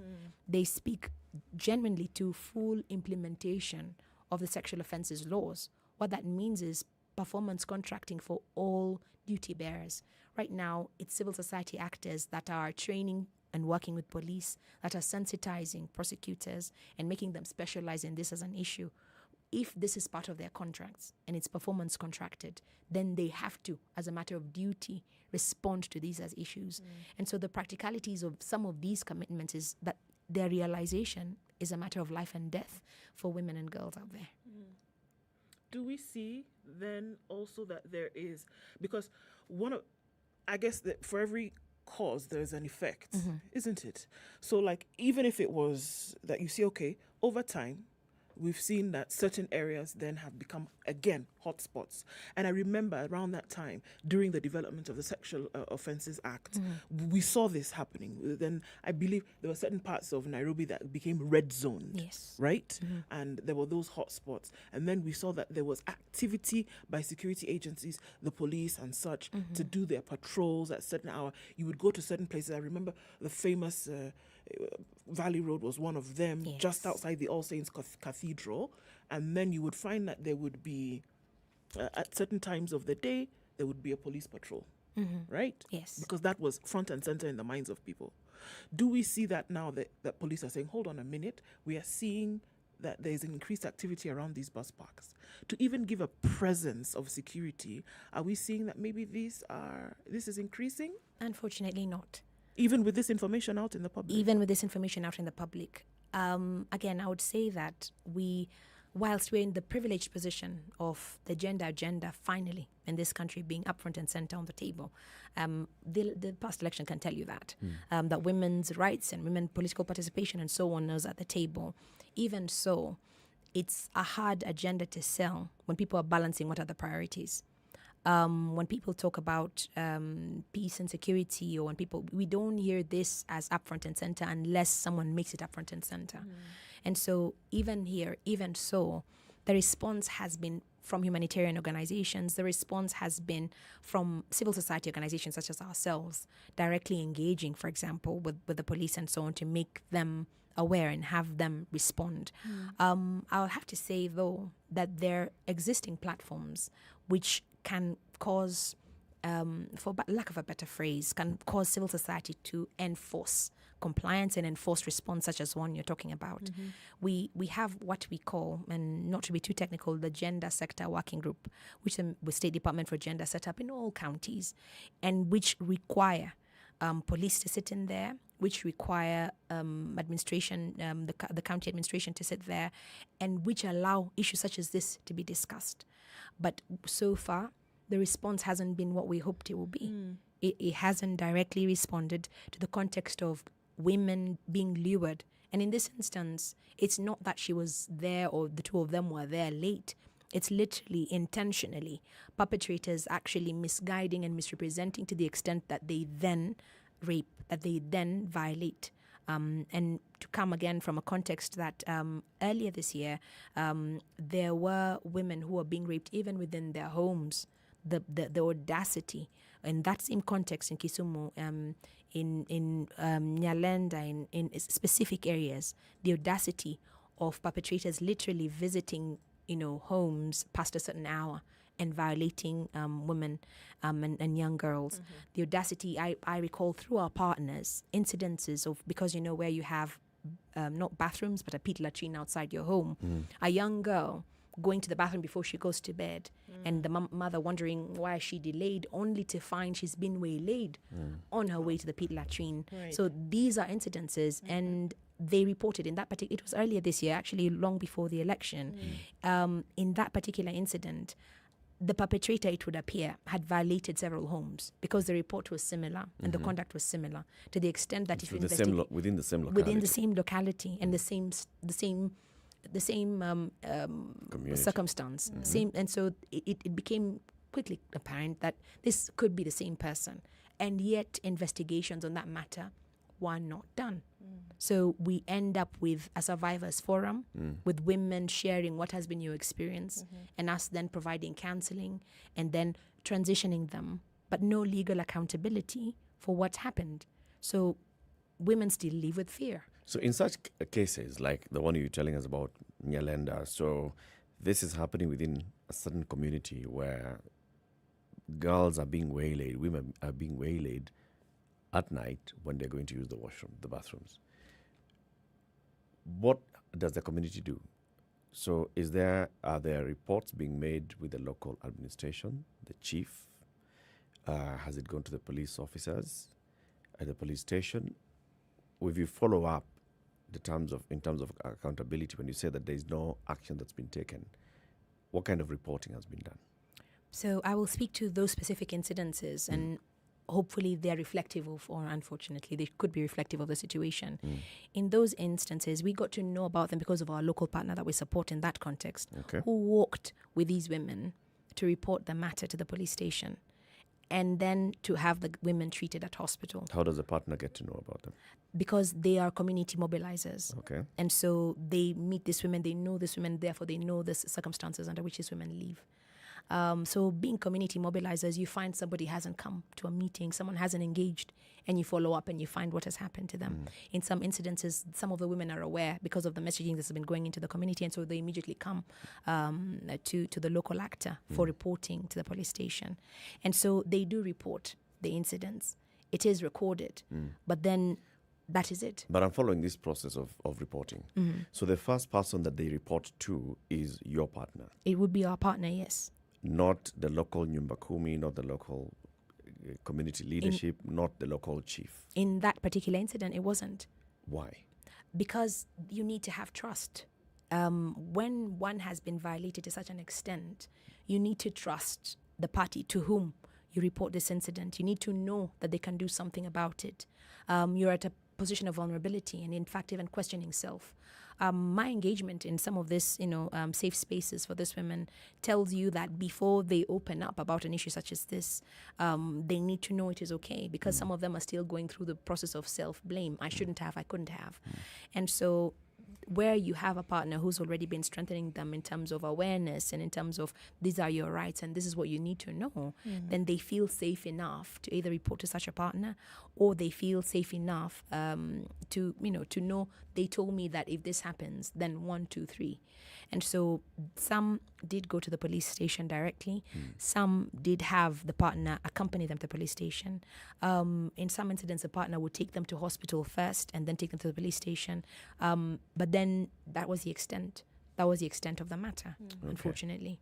Let's take a break at 29 minutes after 7. This is Kenya's biggest conversation, The Situation Room, broadcasting on SpiceFM and KTN Home, and also online on YouTube and Facebook.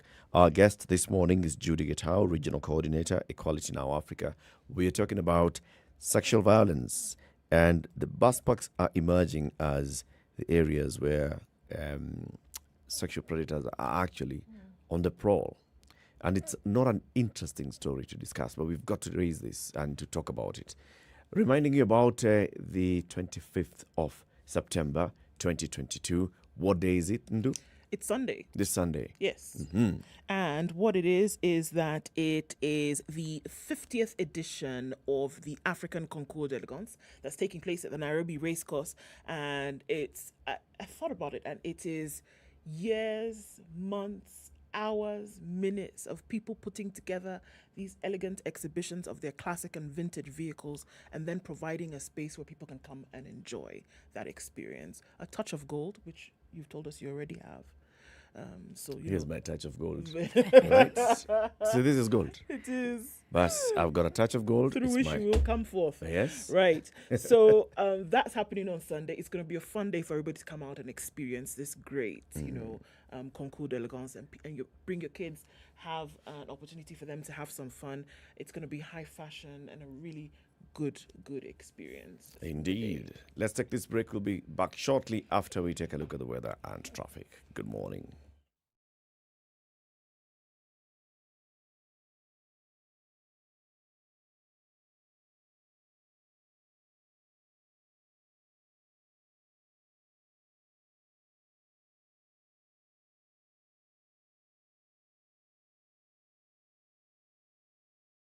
If I look at the Premier League table, Manchester City is on top. Arsenal, number 2 in the table. Absolutely. How did Brentford get to number 3 in the Premier League table? They beat us like Burkenge. What's your love language, French? My love language is I want to be left alone. What can't you compromise on? Quality time and acts of service. Words of affirmation tutapata hata kanisani. We do this 11 to 3 p.m. This morning we'll see highs of 27 and lows of 14, mostly cloudy in the city.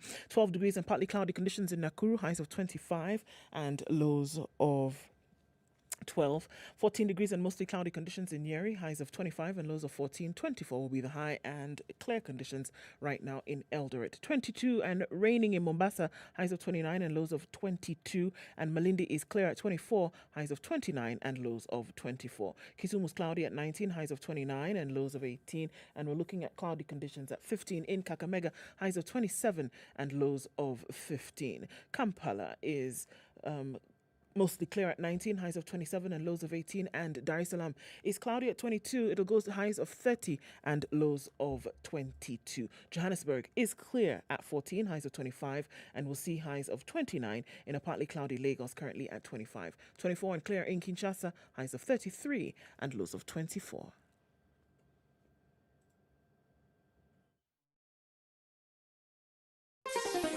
Chilled Spice. All right, so we are looking at still packed situations on Jogo Road this morning, heading out into the city. Coming off the Thika Superhighway, that had already started to cloud up.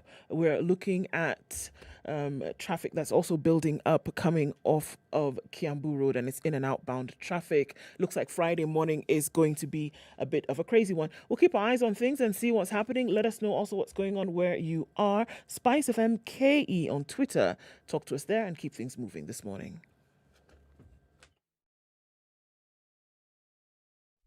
Classic soul, R&B, smooth jazz, neo soul, and nostalgic ballads. Make some noise. Yeah! You're listening to Spice FM.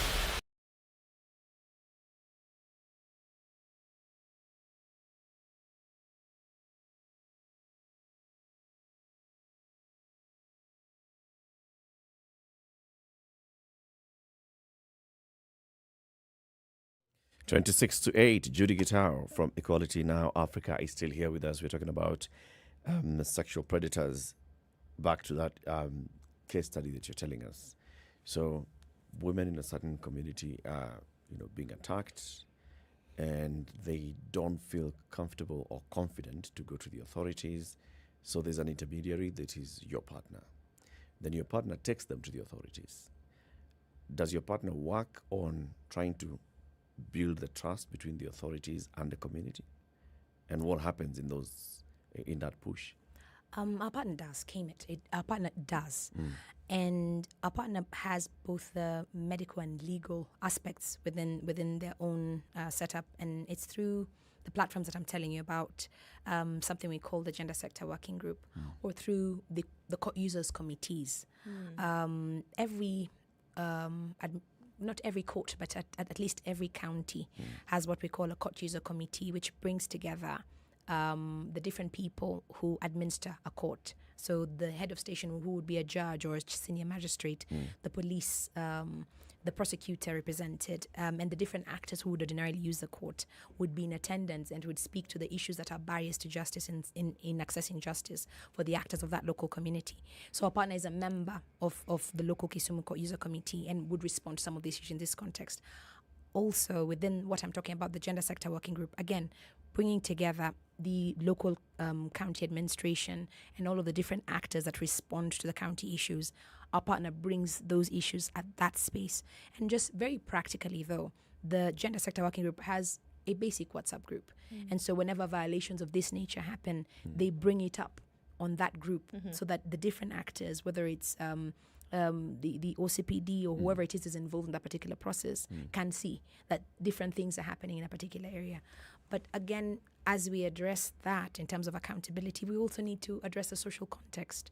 We also need to speak to the fact that we still blame the victim, we still blame the survivor. I mean, hardly do we hear a conversation about how when someone has stolen from you, Eric, for example, we don't attack you, shame you, or look at you as, oh, I'm so sorry, there goes Eric who was robbed. We think about, who was that? Who was the person who did this? But whenever we talk about a sexual offense, the survivor, the victim, carries with her the stigma. I'm telling you about the young woman who was vying for an MCA position and then was raped. And it is presumed that she was raped to stop her from vying for the position. And even she couldn't come out because of the stigma, because she would be identified as the candidate who was raped. and everything around that would be, what is that about?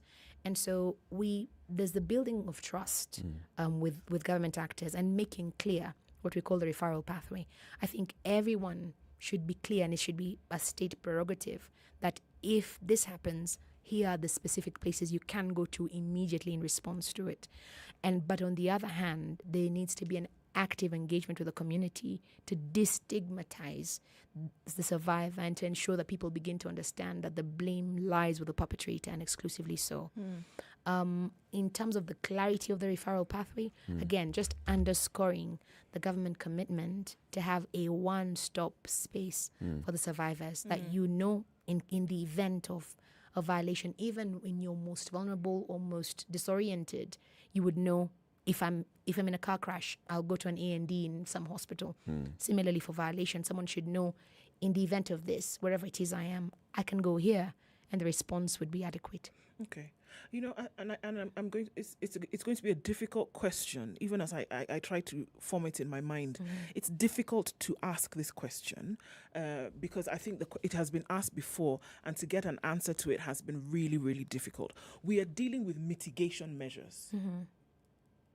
There will be rape, there will be sexual abuse, there will be sexual violence. We're probably even seeing maybe more cases of boys also being sexually violated in this manner. We deal with the after effect. Unfortunately, we are dealing with, so this person has been attacked in this manner, or there's an increase, then we must now increase security or have conversations around what we will do in the judicial system, or coming up with policy to make sure something is done. But unfortunately, we can only apply these measures after the fact. So my question is then, why do perpetrators of sexual violence perpetuate sexual violence? Yes, it is a difficult question. Several factors, but the tried and tested, because, save for mental illness and among other issues, it's a power issue. People don't rape because of sexual pleasure. Maybe a lot for an early morning show. People don't rape for sexual pleasure. People rape to exert authority and power over other, to dominate, to reassert themselves, or just reposition themselves. It goes down to questions of not just patriarchy, but for us to begin to understand the balance. You could see in different societies where and I'm walking into murky waters here, in different societies where the male, for example, has been completely emasculated, then you see a spike in sexual violence, because they presume that the least denominator, the weaker person within the community, would be the woman, would be the child, and they begin to re-exert themselves in that particular order.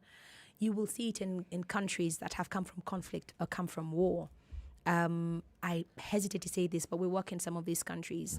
When we work in Sierra Leone, for example, coming from the back foot of conflict, the statistics with regards to sexual violence were through the roof. And then when it wasn't women, it was children. And then it became younger and younger. And so you find the weaker person to sort of gain or grasp control or reassert yourself.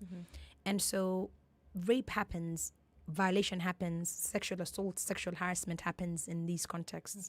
There are those that, of course, it's poorly socialized. There are those that, just, badly behaved individuals within society. And then, of course, there are those who have mental health issues too, who manifest it in this way.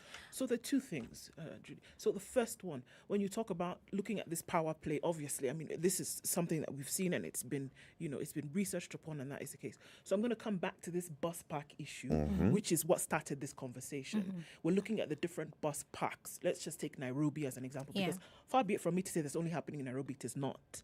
We're looking at public spaces in different cities the country through which this is happening.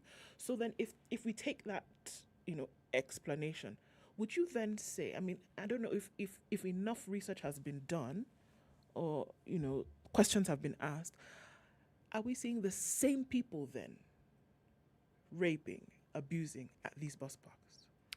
Is it, or do we even know? Because if that's the case, then it's somebody who's basically hiding out, waiting for the next victim to come along and repeating this same act on different victims. And then the other side of the question is that we've been sitting here for the last, for the last 3 years, but in the last 1.5 years, a day does not go by where we are not looking at a story or an incident of something that has happened that then can be connected to cases of mental illness. So also the mental illness issue has really skyrocketed in the last 18 months in this country, so much so that it's been called a national emergency, pandemic. Every endemic has been attached to it. So are we seeing then that in these bus parks, in these open spaces, that it's the same perpetrators that could then lend credence to this issue of the power play, the dominance? So let me break down your question into possibly 4 responses. The first is to say that not every mental illness issue will manifest in rape or sexual violence. It manifests differently.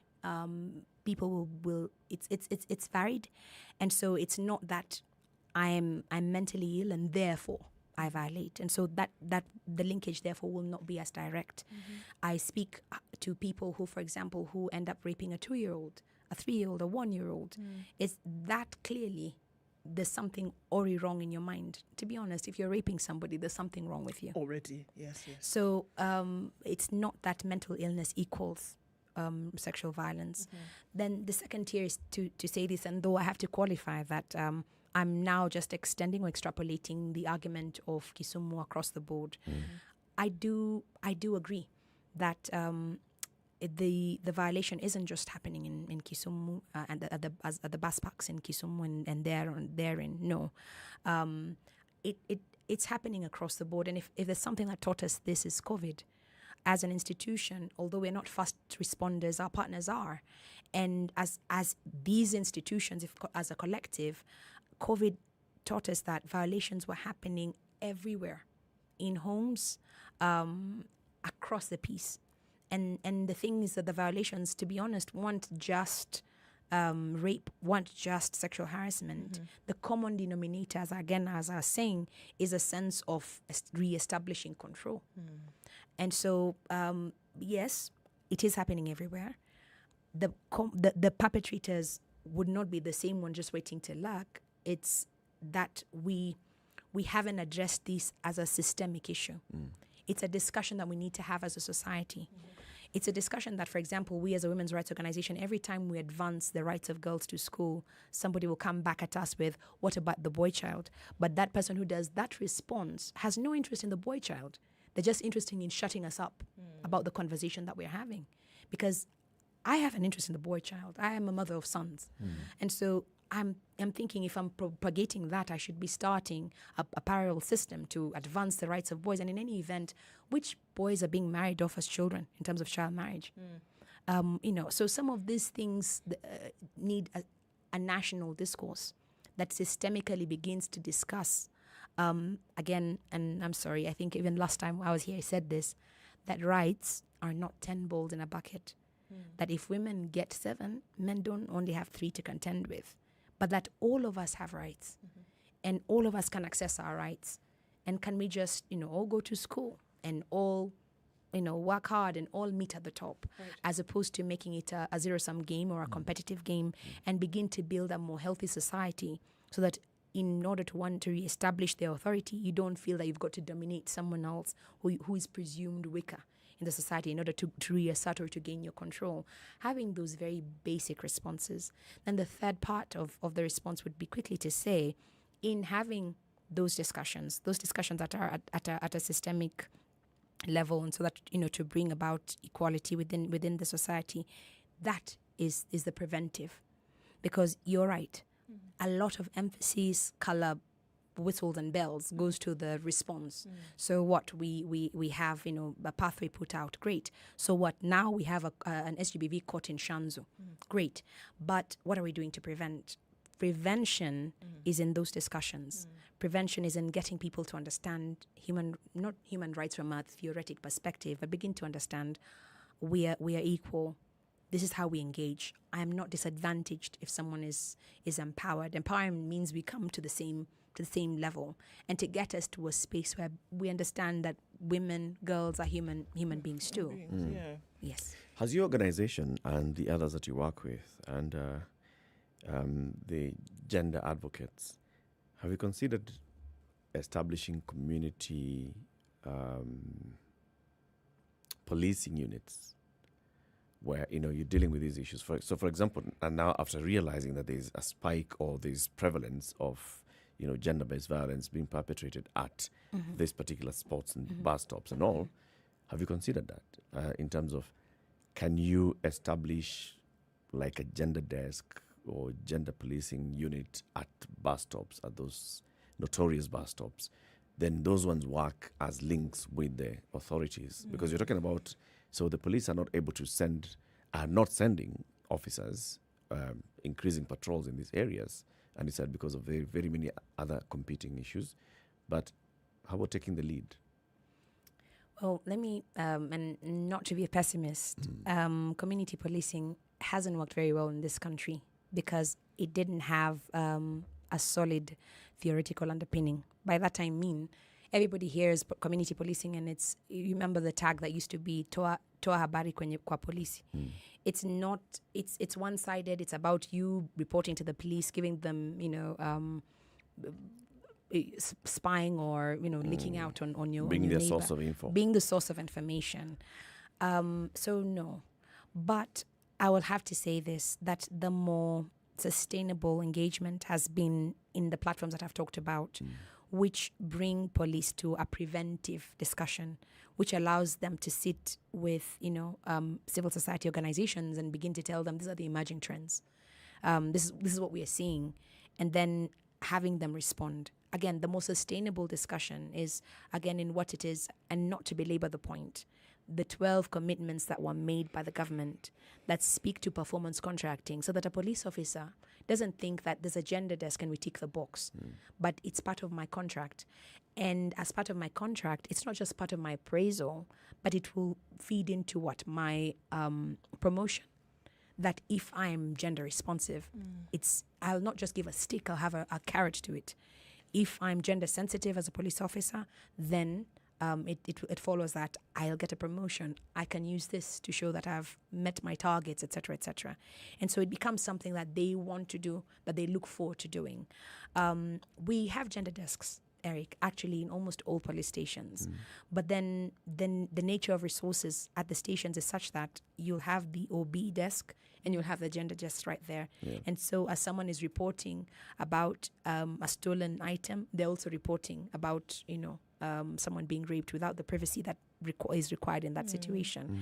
And so two things, like I said, performance contracting, but at the same time setting up within the police station in a good way, a space that somebody, whoever it is, can come and report that have been violated. We've talked about increasing numbers of boys and even men being sexually violated in a society, for example, that completely frowns upon the weakness of a man. Can you imagine a man coming to report at a desk where someone is reporting a stolen chicken, that he's been raped, that he's been violated, that he's, in whichever form. So we just need to do with clarity within the contracts of all the various duty bearers, a commitment that is measurable with regards to responding to how they work on these issues, but at the same time support administratively and through infrastructure as a priority. Not just a gender desk, but a comprehensive space where someone can report these issues. We always talk about the vulnerable in the society, those who come from low-income neighborhoods and such, being more exposed. And even you're giving us the examples, and we see that all the time. Now, if you look at the number of police stations in such neighborhoods and the number of people that they serve and the number of police officers that are posted in these stations, what do you think needs to happen so that then this issue can be better addressed? So we are saying, yes, this is a plot, and they have one shared pit latrine outside the plot. And if women are coming out to use the toilet at night, they find the perpetrator there. And it's dark. Right outside their plot, it's dark. So the entire neighborhood is dark. Going to access the police station, you are going through darkness. You go to that police station, the number of police officers attached to the station, then the amount of the kind of facilities that they have at the station. Do they have vehicles? Do they have... So what needs to be done then to help the community and help the police? Because you'll have individual police officers who are thinking, yes, I ought to, but I'm incapacitated. You've blown the issue wide open. Gender is a development agenda. When we talk, as an institution, we talk about something we refer to as a multi-sectoral approach, and it's not what everybody talks about and says, let's all put our hands on deck. No, it's having a core coordinator within government and having distinct actors responding to it, including budgeting, including planning. Because when you talk about lighting, county governments need to begin to understand their role in gender, in urban planning and in lighting and in so on and so forth. And currently, as we speak, and so moving it slightly away from the police, but then we'll come back. Whenever we have resources going down to the county governments on gender, it's housed within this ambiguous omnibus that talks about gender, youth, culture, health, and, et cetera, because nobody understands what the role of the county government will be with regards to gender. Yet gender, as the Constitution has provided in its fourth schedule, is a concurrent function, both for the national and for the county government. National government has hived for itself that its role in gender with the response, investigation, prosecution, and so on, as well as provide policy and regulation around that. County governments need to do it from that perspective of development. It talks about lighting. It talks about the supportive infrastructure for the duty bearers, such as the police. It talks about how they then, within the community, are able to prevent such. So yes, the police officer requires, proper lighting. The national government, of course, needs to resource, not just in terms of money or forensics, but in terms of numbers. Police officers dispersed within that. It's also an administrative question because the head of station would determine how many police officers are lent to a particular area vis-a-vis another. It's that. It's us meeting the global standards with regards to a police officer vis-a-vis a citizen, so that they're able to, again, appropriately respond to the situation. It's a question of capacity. Police officers needing to be capacitated to understand how they respond to these issues. And then lastly, it's what it is I was talking about. Not only are you capacitated, it becomes a carrot that I'll do this, and in return, I'll get a promotion, or in return, I grow up on the ladder in my career. Right, and then, and I think going with the hope that even those who are agents of security, like the police officers that you're speaking of, beyond this, I almost don't want to call it quid pro quo, but when you're saying the hope is that you imbibe that morality whereby you carry it beyond a job, that these things should not be happening, that you wear it on your chest as though a responsibility whereby I need to make sure that these things are not happening, because then it seems as though so many things need to happen. Behavior change intervention. There needs to be, a continuous reminder of how high really the bar of right and wrong ought to be set, so that those who are the agents of security are making sure that this is actually happening.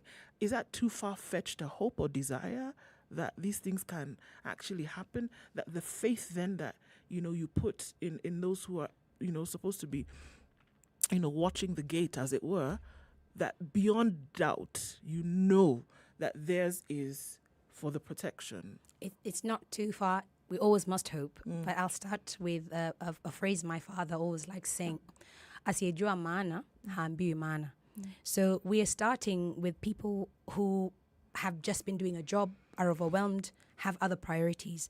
Look, the last election that we had, in 2007, when we had the post-election violence, properly speaking, we had women who would come to report that their house is burning, and also they were raped, and they were asked questions. And it's on record, if you look at the CPF report. They're on record as saying that they were asked, so which of the two would you like to report, the burning house or the rape?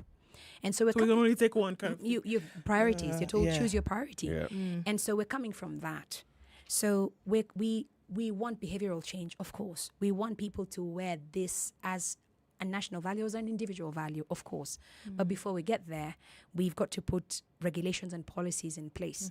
And, similar to a workplace, we all have our personal opinions, but you'll have a code of ethics. And so put that in place to the extent that concurrent generations of people who begin to plug in to serve will find that this is the way of being and there's no other alternative.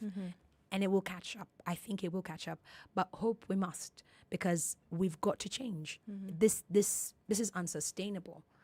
It really is. Well, Judy, we thank you very much for joining us today and shedding light on this particular matter. There are very many questions that are coming in on social media and on our contributions as well on the matter. Can we attribute the increase of sexual violence to the decline in the moral fabric of our society and the break of communal structures that protected women and children? To a certain extent, sometimes I feel though that we overblame the communal structures, because some of the communal structures actually entrenched the positions that women are weaker, that women, practices such as FGM, other than the harm that they visit, for example, are to reinforce the position of women within the society. But yes, to the extent that then we have lost as a community our moral compass, this is true. But culture is dynamic. And we can rebuild our culture to reflect on where we want to go. And when we want to go is a world where nobody's getting raped and nobody's getting sexually harassed, and we do not have to have police necessarily for it. But in the event that it happens, that there will be measures to respond to it. Okay. Have you heard of County 49? Yes, I have, of course. Have you watched it? Ebu, tell her. So, County 49 is a fictional... it's a fictional county in Kenya. It's a great production that has been done by Showmax, and they dropped it a few weeks ago. The 4th episode dropped last evening. But this is interesting because the intrigues of living in this county with governance and some of the things that we've been talking about this morning, even policy and such, and the people have decided, you know what, no, we're not having this. This is not on. And so, kidnapped a couple of leaders here and there and said, look, do government business the way we the people are asking you to do. You need to watch it. You need to watch it. I will. It's the stuff. 760 shillings, Showmax monthly. That and other great programming. Kenyan artists, Kenyan actors doing a fantastic job. Indeed. Go to showmax.com and make your subscription. Judy Gitau is a regional coordinator for Equality Now Africa. Thank you very much for coming, Judy. We're looking forward to seeing you again soon. Thank you. And keeping here for more conversations coming up in the next hour. We talk about the Film Classification Board, and the CEO will be with us in the studio. Let's talk about the film industry and also the content that we consume on film, on TV, on our mobile devices, keeping it clean. Good morning. It's 8 a.m.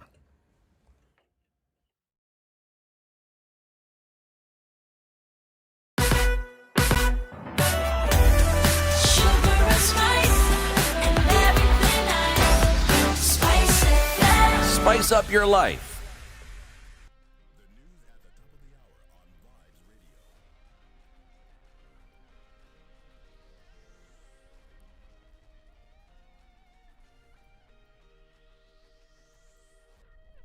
Good morning. This is Newswire. I am Stephanie Wangari. A 3-judge bench of the Employment and Labour Relations Court declared the National Social Security Fund NSSF Act null and void. The judges ordered a prohibition of mandatory deductions from employee earnings in a judgment following a consolidated petition filed by the Kenya County Government Workers Union, Kenya Tea Growers Association, the Agriculture Employment Association, and 6 others. The court cited monopoly and violation of workers' freedom of choice. The court ordered NSSF to refrain from compelling and requiring mandatory listing of employers and employees, whether registered as a member of any retirement benefit scheme or not to register. Exiled lawyer Miguna says he will be returning to the country next month. In a statement on Twitter, Miguna officially announced that he will be returning to Kenya next month after almost a decade in Canada. The lawyer said he would depart Toronto, Canada on October 24th and land at the Jomo Kenyatta International Airport, JKIA, on the night of October 25th. The announcement comes 2 days after he finally received a new passport, commending President William Ruto for reportedly intervening campaigning. Miguna was deported to Canada in 2018 after participating in the mock swearing-in of opposition leader Raila Odinga as the people's president at Uhuru Park. The cracks in the Orange Democratic Party have continued to show, with Embakasi East MP Babu Owino being the latest lawmaker to express displeasure with how matters are being run in the outfit. In a statement on Twitter, Owino described the party as ungrateful to its foot soldiers who were not only loyal but heavily invested in it. Owino is opposing the lineup unveiled by Wiper leader Kalonzo Musyoka, detailing Azimio's leadership in the National Assembly and the Senate. His sentiments were echoed by Narok Senator Ledama Olekina, who protested how new entrants of the party reaped the benefits of their hard work that earned its majority in parliament. On his part, Orange Democratic Movement Chairman John Mbadi has continued to condemn Raila Odinga's decision to settle on Oguja MP Opiyo Wandayi as the majority leader in the national parliament. The most senior member of a political party would always be the leader. And I don't see why that should be an exception this time. If you look at the last parliament, the 12th parliament, I was the leader of minority. And it was purely by virtue of being the national chairman of the party. How then would you have Opiyo Wandayi, who is my junior in the party, leading me in the National Assembly? It does not make sense. More Kenyans face hunger due to the lack of food caused by poor harvest due to prolonged drought. The Met Department has further warned that there may be no rain between October and December this year, and thus increase in the severity of hunger that stands at 4.35 million Kenyans.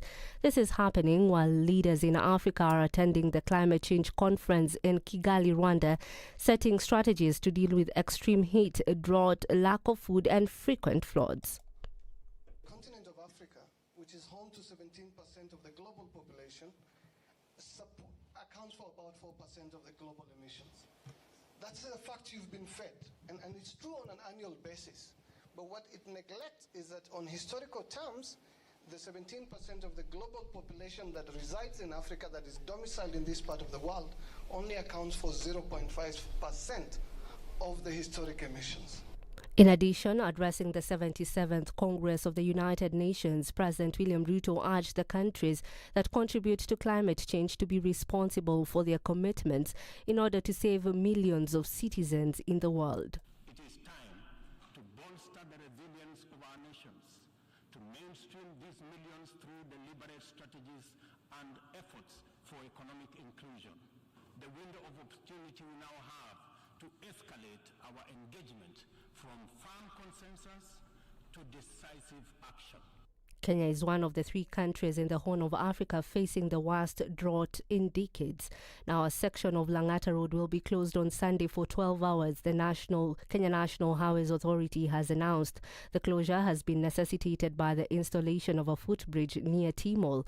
Motorists have been asked to use alternative routes that can be used on that day to avoid unnecessary traffic snarl-ups and inconvenience. That's your news at the top of the hour. My name is Stephanie Wangari.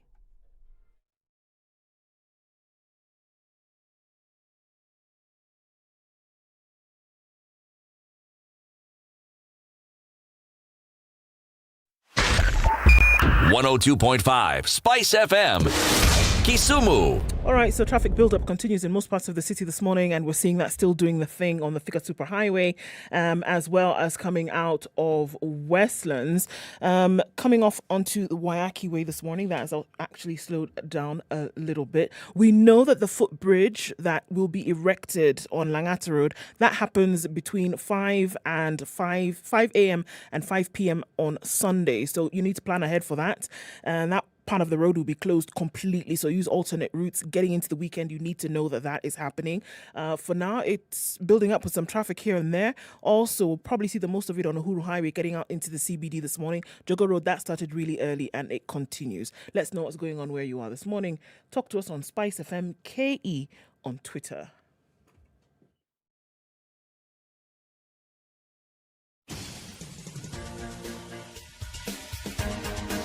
This is The Situation Room, the home of hard-hitting political commentary and penetrating insights about the state of the nation. This is a talk radio experience like no other. The Situation Room, a place for hard truths, debates, and elevated conversations. The Situation Room, witty, political, engaging, deep, controversial. In the room, we have C.T. Muga, researcher, academic, seasoned political observer, a fountain of wisdom in these politically uncertain times. Ndu Oko, Nigerian by birth, Kenyan by choice, communications expert, Pan-Africanist, a truth seeker and believer in people power, and Eric Latif, agent provocateur, the man in the chair, seasoned journalist, news hound, a man who believes in punching up, not down.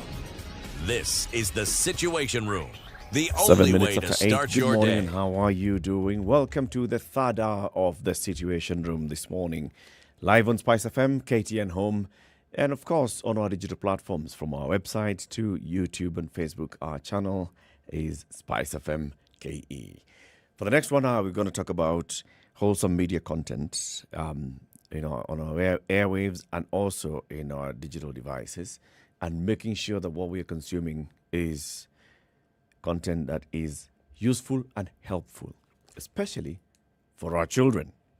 We have the acting CEO of the Kenya Film Classification Board with us. Before we welcome and introduce him to the show, let me do CT's honor and give you the day's proverb. It's a Malawian proverb. A piece of incense may be as large as the knee, but unless burned, it emits no fragrance. A piece of incense, it may be as large as magoti. Can you imagine the Malawian just thinking, it's so big. So this knee is actually quite big. It's a huge one. It's a point of reference there. But unless you burn it, the essence of that whole large piece of incense It's nothing. is lost. Christopher Wambua, good morning. Good morning. Welcome to Kenya's biggest conversation. Welcome to the hot seat. Thank you. Now, it's a big. Are you still acting? You're still having, Yes, I'm still acting. How long do you act as a CEO? That's a story for another day. Acting Chief Executive Officer of the Kenya Film Classification Board. Your predecessor had occupied this seat and had gotten some lot of mileage. In fact, by the time he was leaving, people had branded him Deputy Jesus. Now here you are. Did you occupy that seat as Deputy Jesus as well? Well, not quite. I think that was a title that the media gave to him, and digital netizens decided to apportion to him. But for me, basically, I'm executing a government job. And the religion, yes, may be important, but these are largely matters of state. And religion, while it may have a place, is not the main driver of the job that we are doing. What drives the job? The laws drive the job. What laws are these? And the laws are the Film and Stage Plays Act, of which is Cap 222 of the laws of Kenya. And basically that law confers to KFCB the mandate of regulating the creation, the broadcasting, the possession, the distribution and exhibition of film and broadcast content within the Republic of Kenya. And when we talk about creation, we are saying that anyone who wants to participate in the industry in terms of filmmaking and other forms of content creation that involve film, videos, and any content in audiovisual format, they must acquire a license from the Kenya Film Classification Board. And this involves, basically entails both local filmmakers and foreign filmmakers. The licensing function also applies to individuals or entities that want to run cinema theaters across the country. We have a mandate to license those theaters and to ensure that the theaters do not admit minors when content that would be deemed inappropriate for children is showing or airing. And for the broadcast sector, basically what we are required to do is that before any content goes on air, be it that is pre-recorded programming, not live programming, that it conforms to the rules that govern the watershed period, that meaning that it should be appropriate for family viewing between 5 a.m. in the morning to around 10 p.m. in the evening. That is the period we refer to as the watershed period. And that role actually of classification involves assigning a rating, age-appropriate rating, to programming, so that parents, caregivers, and guardians can take advantage of the advice so provided to guide minors and other members of society on how to consume broadcast content for that matter. Okay. Can we argue that the reason or the rationale for the Kenya Film and Stage Plays Act is basically for morality? Yes, to a large degree. But the main reason is to ensure that we safeguard our culture, our national values and aspirations, and more importantly, to protect minors from premature exposure to adult experiences, so that we do not expose them to a lot of violence, which could be harmful to their psycho-emotional development. We don't expose them to nudity and early exposure to sexual scenes. We do not incite people to war or propaganda for war, if you like, or hate speech. And we also do not, profane or commit blasphemy against religious beliefs. Yeah. What is the guide, or are there several guides through which this mandate then is practiced? When we're saying come out and produce, create film, and other things, bring your talent to bear. What is the guide? Because of the things that you're talking about now, or are there several guides, whether they be religious, whether they be more, if it's moral, then we say, okay, so what is the guide? What is the threshold that we are saying against this? Then we will not go beyond. Yes. What are those? Yeah, basically we have a local rating system, which begins by general viewership or exhibition, GE. It's one of the ratings that KFCB provides. And this is provided for content that is actually clean and appropriate for family viewing or people of all ages. And we usually advise that this content runs from 5 a.m. in the morning to possibly around 7. Then we have the next level, which is known as parental guidance, where we are saying that this is content that is may not be suitable for children under the age of 10. And we are saying that parents should exercise responsibility and watch these programs with their children so that they can be able to guide them. Now, there's another rating that we refer to as 16, and we are saying this is assigned to content that is meant for people who are at the age of 16 and below. And basically, the thresholds are such that the form of violence that is allowable under parental guidance, for instance, would be very mild. Even nudity would be extremely mild. And it should be justifiable by context, probably passing a very important message and stuff like that. By 16, we are going towards moderate. By 18, rating 18 actually, they become a bit more extreme. But now, beyond 18, there is what we refer to as the restricted, where the level of intensity, frequency of some of these classifiable elements, which we have said is sex, violence, propaganda for war and incitement, horror, these parameters, if they are extremely intense, frequent, and with potential to create harm, then the content will be pushed to 18, which means that content should air after 10 p.m. in the evening. So those are the guidelines, and the guidelines are known as the Kenya Film Classification Guidelines. I've got a feeling that this law, good as it may be, was written in the previous century under different circumstances. Well, we are talking about the modes of consumption being television, which is very highly regulated and regulatable by the Communications Authority. You're talking about film theaters, which are easily regulatable, and also production, which was easily regulatable because it was production companies which are licensed. Nowadays, when we talk about you licensing content creators, We are creating content every single day using our mobile devices.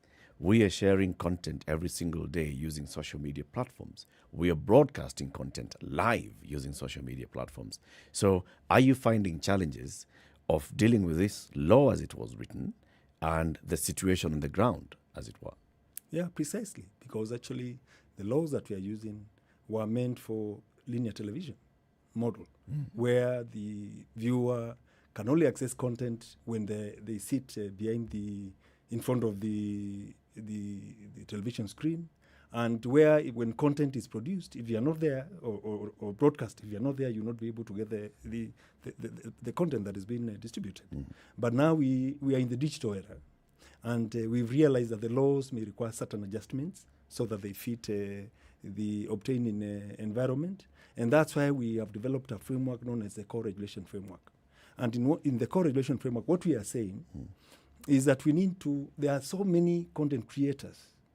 And the model that is existing now is that before you broadcast or you distribute or exhibit, you must bring that content to KFCB.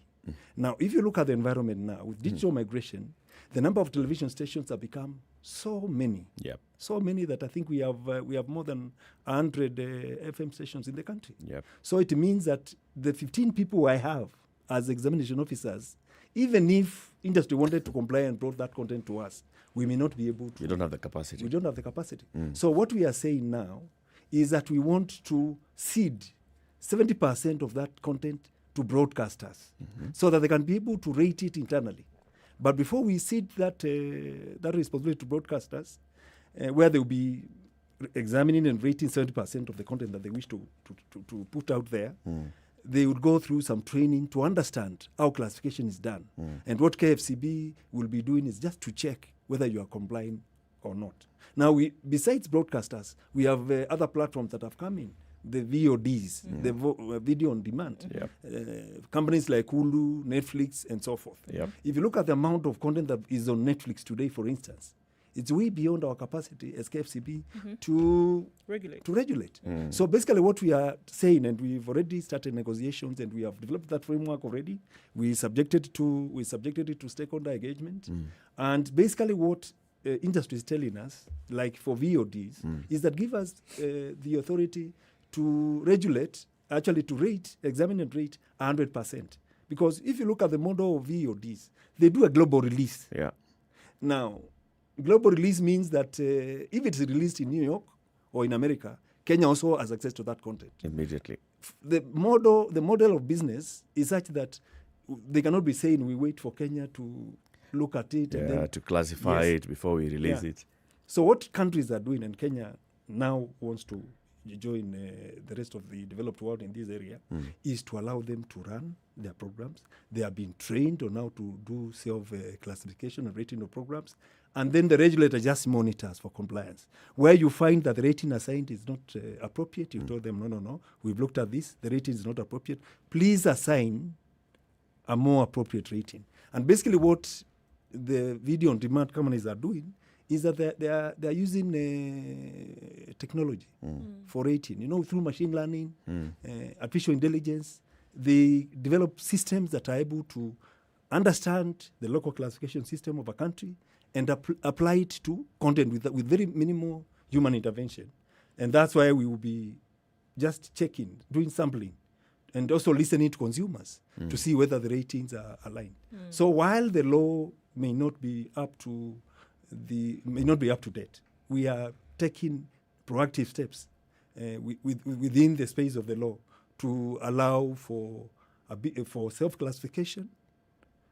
Broadcasters, we are saying we'll give them 70%, so that we only look at 30%. And by doing that, by the way, what we are doing is that they would have paid the examination fees, I think, at 100%. But we are giving 70% to them, and we are willing to remain with 10%. Because the role of regulation is to protect the consumer. So the 30% it's not so much just of the like money. quality control. Just quality control. But eventually we want to seed everything to them. Everything to broadcasters, to VODs and other content creators. And our work would just be to monitor, to Then why do we establish. need you?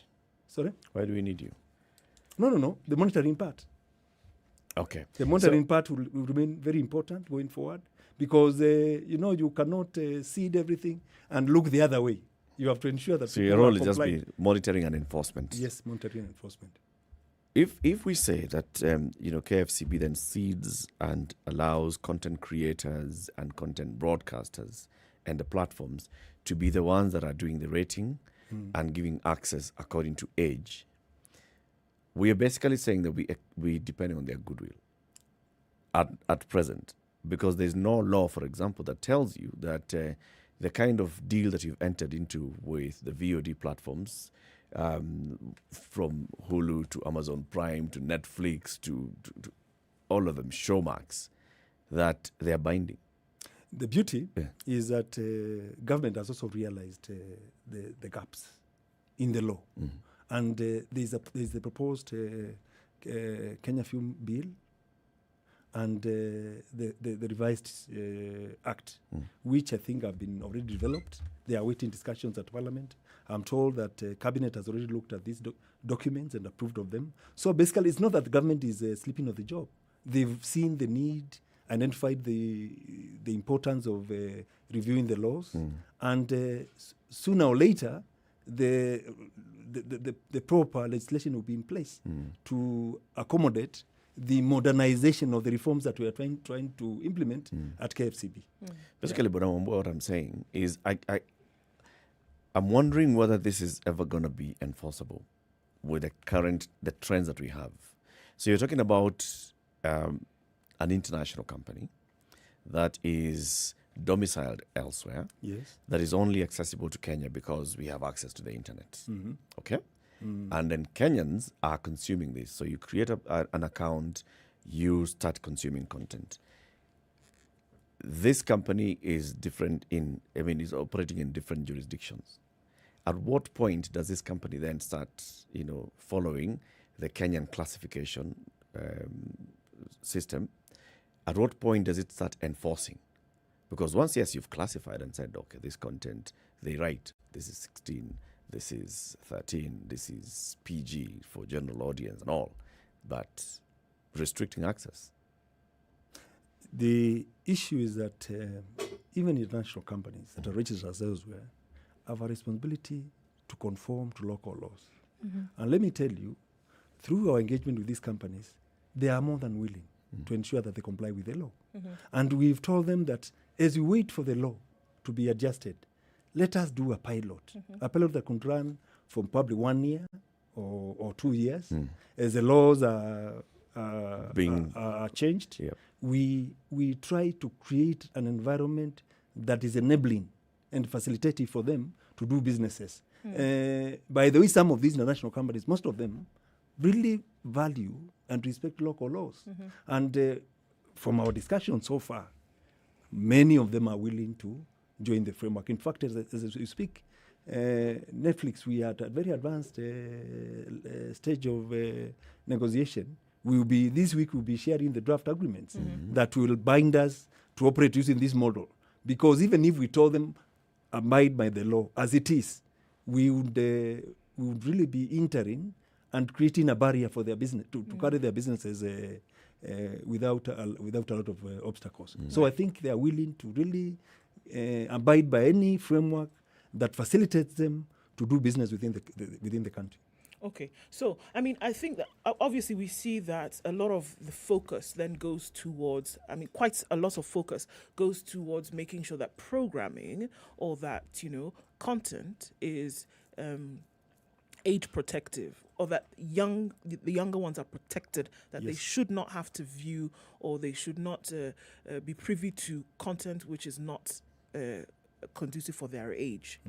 Now, with all that we have on the screens, with some of the other providers that you've talked about, whose responsibility then is it to make sure that children are kept safe? Because there's some stuff that, as it is, you're not really going to be able to keep away from them, is there? I would say it's a collective responsibility. Parents have a very good, a very important role to play in this space, because at the end of the day, government will come up with the frameworks that are meant to protect the children. But parents, their work is also to do parenting. And parenting involves not just buying the devices, but guiding children on how to consume content on the devices that we buy and give to them, so that we do not neglect our responsibility as parents. When you buy a device, for instance, most of them have parental control mechanisms, which means that they have software solutions that you can use to restrict children from seeing certain content. Even there are apps now that can be able to allow you as a parent to monitor what your children are seeing. Yeah. You can even limit the screen time using certain apps that are in the market. They are commercial. So I think parents need to acclimatize themselves to some of these issues and take their responsibility of taking care of their children more seriously and guide them on how to consume content in a responsible and meaningful manner. Yeah. So as much as we try our best to assign the age ratings, it is the responsibility of the parent to ensure that where we've said this is for 18, they educate their children and sensitize them that 18 they should not be able to look at it. Yeah. How do we merge between or straddle between what's happening globally and what we still consider our laws and our traditions in the country? I'm going to go straight into it. LGBTQ. So there's a lot of content now on the video on demand platforms and on the other platforms that openly show openly gay couples and such. Now, we know that legally in Kenya this is illegal, but we know that it's being practiced globally. And now there's content that has this. There is no, it doesn't have any openly sexual content, but it's basically just having two men who have a child and they're both dads of this child. Now, is that appropriate for young children in Kenya, or is it not? No, it's not appropriate. And that's why we are saying... So what would you use to say that this is inappropriate? The laws of the country do not allow LGBT plus content or even relationships. And basically, as we rate and classify content, we also consider other applicable laws. Like, for instance, if you look at the Nakada Act, there are restrictions about advertising or RACO within the watershed period. That's between 5 a.m. and 10 p.m. in the evening. Yeah. And our film classification guidelines have been aligned. If there's any content that normalizes, glorifies same-sex relationships, our position in Kenya has always been that kind of content is restricted and it should not be broadcast or exhibited or distributed within the borders of the country. Now, under the new arrangement... So this one is not about age, it's about blanket restriction. Yes, blanket restriction. Yeah. So basically that's what we have been doing. You've seen in the recent past, we've had to restrict quite a number of movies. There's one that was I Am Samuel, which I think was a local production, very good production, but that really was normalizing same-sex marriages and relationships. And we pronounced ourselves on it and said that it could not be allowed for broadcast, exhibition or distribution within the borders of the country. Okay. Yeah. Let's take a break. Okay. I can see. Yeah. Okay. That's why I was heading there, so that you can take a break and let that sink in. It's 8:30. This is Kenya's biggest conversation. It's the Situation Room. Our guest today is Christopher Wambua. He's the acting CEO of the Kenya Film Classification Board, not to be confused with the Kenya Film Commission. It's a Kenya Film Classification Board. We're talking about the importance of wholesome media content in raising healthy and well-adjusted children. What kind of content is suitable for our children to be consuming? That's what we're discussing. Let's take a break. So schools are reopening next week? Yes, on Tuesday, Monday, Tuesday, yes. Next week? Yeah. It's back to school? Yes, it so is. this weekend is a back to school shopping weekend? It would be. Then we've got a shout out to Naivas, because Naivas has been a friend of parents, especially this time of back to school. One thing that has remained constant is Naivas coming through for the Naivas family every school term. This time they're back with the Mashujaa back to school offers. To know more on the Mashujaa back to school offers with Naivas Food Markets, join Jimmy Gathu on the drive from today from 3 p.m. for more info and win the Naivas Mashujaa back to school offers. Time for a break. We'll be back shortly. Good morning.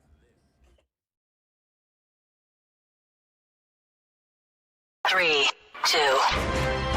Everybody, welcome to Kenya's biggest conversation. How are you, madam? Mr. Mr. ako sawa, madam pia ako hapa. Heri Latifa, Kisumu, Madam Du, nimesalimia wote sana. Tumepokea salamu, asante sana. Hapa Garissa today the weather is very good, only that baridi inatupeleka mbio sana. So baridi ni degree ngapi? Hata sijui lakini madam tunakauka sana.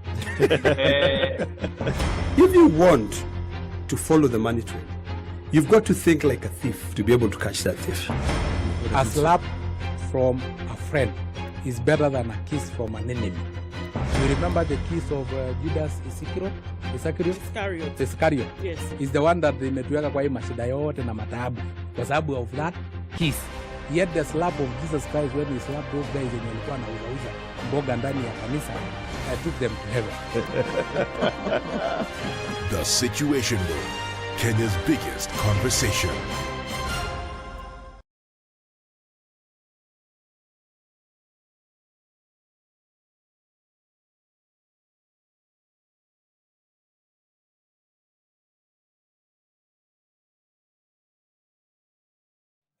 .17 degrees and cloudy conditions in Nairobi, highs of 27 and lows of 14. It's sunny at 16 in Nakuru. We'll see highs of 25, and 25 will also be the high in a sunny Nyeri at 16. 15 degrees and sunny in Eldoret, highs of 24 and lows of 13. And Mombasa is raining at 25. We'll see highs of 29 and highs of 29 as well in a rainy Malindi. Mostly sunny conditions at 21 in Kisumu, going to highs of 29, and it's 21 and sunny in Kakamega with highs of 27 and lows of 15. It's raining in Kampala at 21, highs of 28, and highs will be 30 in a rainy Dar es Salaam at 24.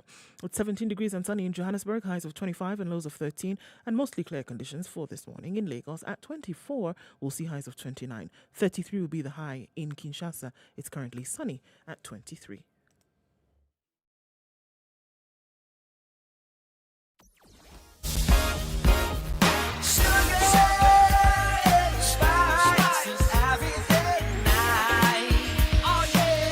CBDs where you see most of the traffic going this morning. It's gotten really heavy on Jogo Road, and then you're going to go out towards Kamkunji, whereby you see some traffic just past Landis and out into the CBD. It's been heavy on the Thika Superhighway. We're looking at just past that Utali Drift now with some traffic, and Kiambu Road is not so bad, at least not for now. We're also looking at Limuru Road and pretty busy as well. James Gishuru going into the city, also doing that thing right now as you're trying to get onto Waiaki Way. Coming off Limuru Road is also pretty busy into United Nations Avenue, out towards Ruaka. That traffic is also building up quite some. Keeping an eye on things. Let's see what happens in about half an hour. Let us know what's going on in your neck of the woods. SpiceFM, KE on Twitter.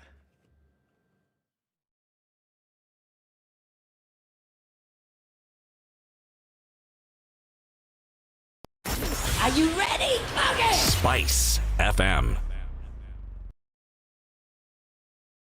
Mature, intelligent talk every morning. Spice up yourself.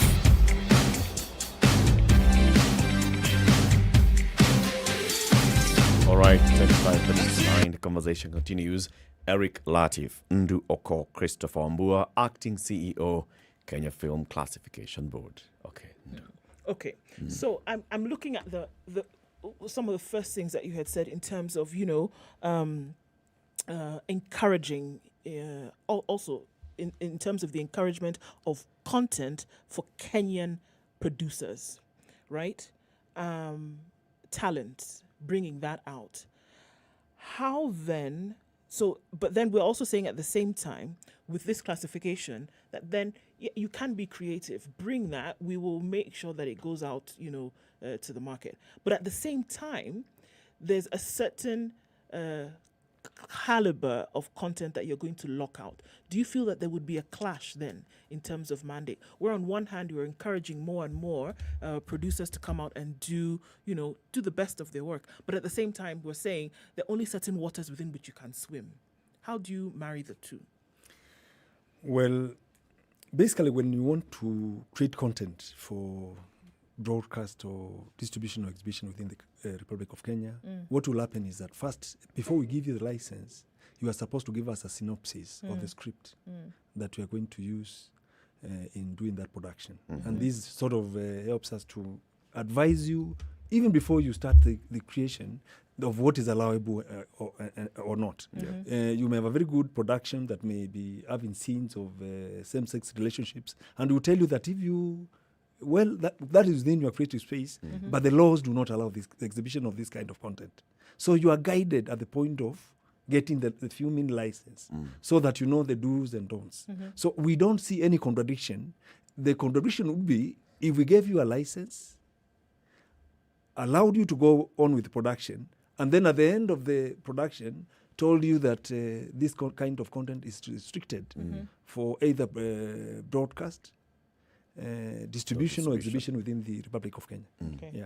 So basically we guide them at the beginning. And we would just look at the synopsis or the script and advise whether this is allowable or not. And yet they still go ahead and, for whomever the case may be, go ahead and produce this content. What then fuels a decision to do that if they already have a predetermined guide on what they can or cannot produce? Generally, most of our content creators comply with that requirement. But we've seen a few who will give us a synopsis that indicates that the content will not be harmful at all for purposes of production and distribution across the country. But again, when they go to the field, they do modifications. Modifications which are not allowed, because we also allow modification, but you must liaise with us so that we know what is happening. So we have had a few cases where people will give a script of a very allowable form of content. We allow. Then at the rating, we realize that they never conform to their script. And they have introduced themes that are not allowable within the country. And I wish to indicate that actually we've seen a lot of donor agencies that are putting a lot of money into production of same-sex content, actually.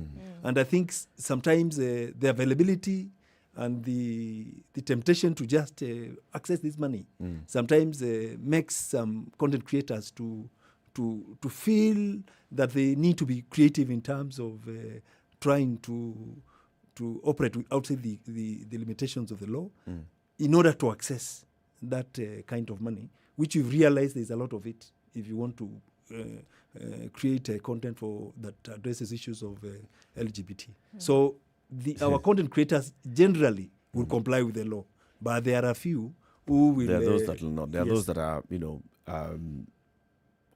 are part of the conversation. Yes. Now, of course, there's a global narrative around this, and we see it all the time. Former President Uhuru Kenyatta is hosted on CNN, is asked the same question that new President William Ruto is asked about, same-sex and the laws on LGBTQ in the country. We see these kind of conversations. So obviously, we've got to be alive to the reality that there is a push for the world to have this conversation. Do you think it's about time that we then started opening up the conversation at the community level for public participation, as we're talking about, changing the laws to conform with the new day realities, that the previous law was looking at distribution within film halls and TVs that are regulated. And now we have got to amend this law to look at other forms of distribution. Should we also be discussing about amending the law to look at other kind of content that should be allowed or allowable? Well, I think that will be within the space of our parliament. As KFCB, when that space opens up, we'll be more than willing to also open up the space for production of that kind of content. But before that happens, then we find ourselves in a very awkward situation, because we cannot allow that which our laws and our cultures does not allow. But probably there is a need for conversations going forward. But that conversations are not going to be had with KFCB. Those conversations will have to be held or done with our parliament, and these issues conversed. And even their wisdom, they find that it is important to relook at that aspect, so that our constitution and the other laws that are aligned to it are adjusted and reviewed, so that they can be able to allow these things. But before then, for us, we will proceed on the basis that this is the law, these are the sins, these are the laws, and we have to enforce them. And as you they are. classify films according to the law. The law. Yes. Teacher, may I report that then some of the partners that you're having discussions with Yes. are distributing content in Kenya that is in violation of Kenyan laws. That's Already, as you have this conversation, as you're talking about, signing partnerships, some of the content on these platforms then violates this law. I'll tell you, when we get to see this content, we write to them. And most of them actually are restricting the viewership of this content within our country. They have technologies. These VODs have technologies that provide for geo-specific distribution of content, such that if a country's laws restrict certain types of content, there's technology that inhibits the distribution or the broadcast or exhibition of the same in those respective countries. And that's why now, because of our discussions with Netflix, they are curating their classification system that is very aligned with our laws, with a view of ensuring that in future, once we sign the agreement, some of this content is not visible at all within the Republic of Kenya. Okay. And in terms of exhibition of content on VODs, I must say that there's no lacuna, because the law clearly stipulates that any content that is either distributed and exhibited within the Republic of Kenya, it should conform to the local laws on film production and distribution, and it should also be aligned with the local regulatory system. So whether you are exhibiting on the theater, on a VOD platform, the law, there's no vacuum. The law is very clear, because the law doesn't say which medium. Exhibition is irrespective of the medium. The boundaries of yes. Kenya. Yeah. Okay. I know also that you've been quite concerned then when children are home from school, and that means they have a lot more time on their hands. And then, of course, it's going towards being on different platforms. We're not just talking about watching television. Yes. I mean, with the age of social media, things have blown up exponentially in terms of now what, the younger age are able to see, able to access. Now, being in that, I want to call it watchdog position, what then have you been able to do? I mean, they're going back to school in a few days. Others will be on holiday thereafter. But what have you been able to do, or what measures have you been put into place? Have you been able to put in place to make, this arena safer? Basically, because we know it's a shared and collective responsibility, what we are doing is that we've launched a digital parenting program, which program is aimed at educating and sensitizing parents and caregivers on the best ways of guiding their children on consumption of media, either in the traditional forms or in the new formats of internet and VODs. And basically what we are doing is that we've come into partnership with the public sector and private sector institutions like Google, the Communications Authority of Kenya, Code IP, and many others who are helping us roll out these digital parenting program.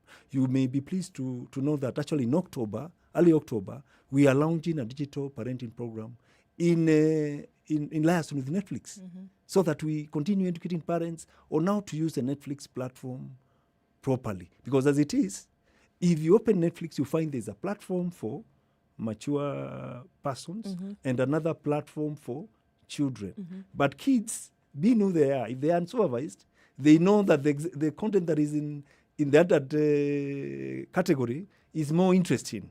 So I think without proper guidance, parents will not be able to utilize the existing parental control mechanisms or functionalities that are there within the platform to restrict access of children to content that is not meant for their consumption. Okay. Yeah, so digital parenting is the way to go.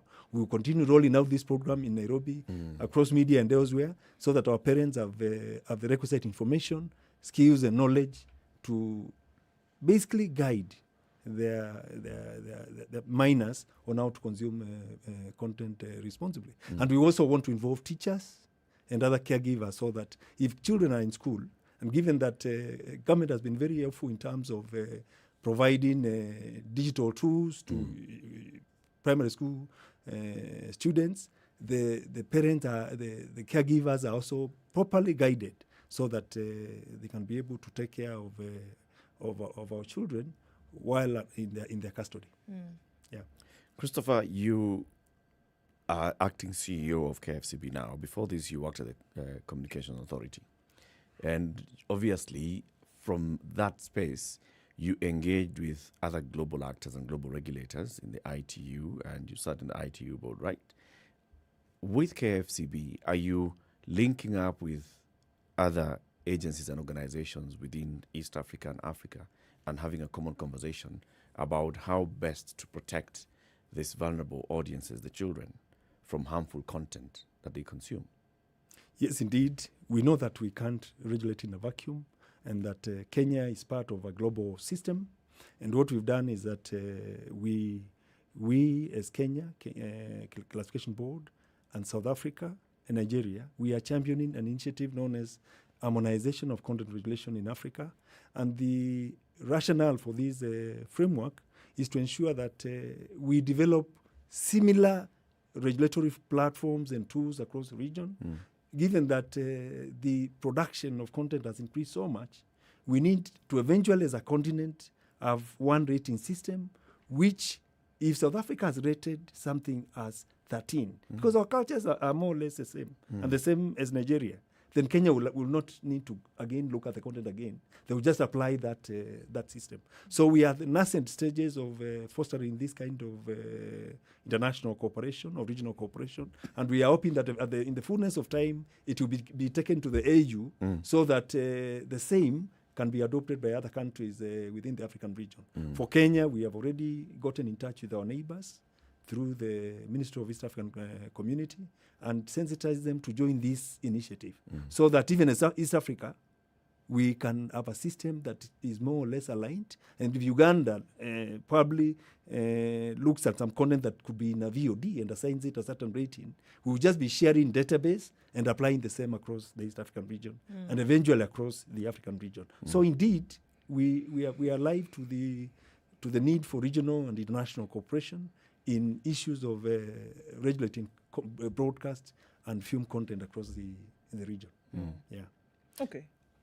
So, I mean, in terms of content that has been banned, I mean, and when you say banned, just for purposes of clarification, it cannot be aired, it cannot be distributed. It can be possessed. Cannot even be possessed. Yes, if you are found with it, it's an offense. It's an offense. Yes. However, we've seen instances where content that has been banned here then has been taken to other territories and has been glorified, has been entered for awards. You know, how do you reconcile between here saying it's been banned, but then it's been recognized on the international scale, on an international scale and an international level? Does that bring about any kind of conflict in any way? You know, our mandate is within Kenya, and if the laws restricts certain types of content from being broadcast, exhibited, distributed, and possessed within the Republic of Kenya, we shall enforce the law. But there are other markets where some of this content is allowed. And if our creatives create that content for international consumption and not Kenyan consumption, we have no problem. It shows that our industry has matured, that our capacity to produce high quality audiovisual products is at the global scale or level. So it's something to celebrate. But showcasing that content within the Republic of Kenya, I think is what we are there to ensure that we protect children and our members of society from content that the law declares inappropriate for local consumption. So we don't see any conflict anywhere. Any conflicts anywhere, yes. You've done your job. We've done our job. If others are not doing their job, that's fine. That's upon them. Yeah. You know what we're discussing today, which is about children getting exposed to harmful content, is not a new conversation. I mean, it's a conversation that has really gained ground in the country. The Kenya Film Classification Board is spearheading this conversation. The Communications Authority is also spearheading a conversation. Community is the society is spearheading the conversation about how do we protect our children. It's with the realization that our children have access to many more platforms than we actually could control. Yes. So you given your child a phone. Every new phone being bought now is a smartphone. Okay. True. And the Communications Authority has allowed the mobile service providers to allow people to have access to the internet. Now, let's come to what the outgoing education CS, Professor George Magoha, has been quoted as having said. He's also raised concern about children getting access to pornographic content and saying, Yes. I wish we could restrict this. Do you agree with the sentiment of Professor Magoha that we should find a way of restricting access to pornographic websites?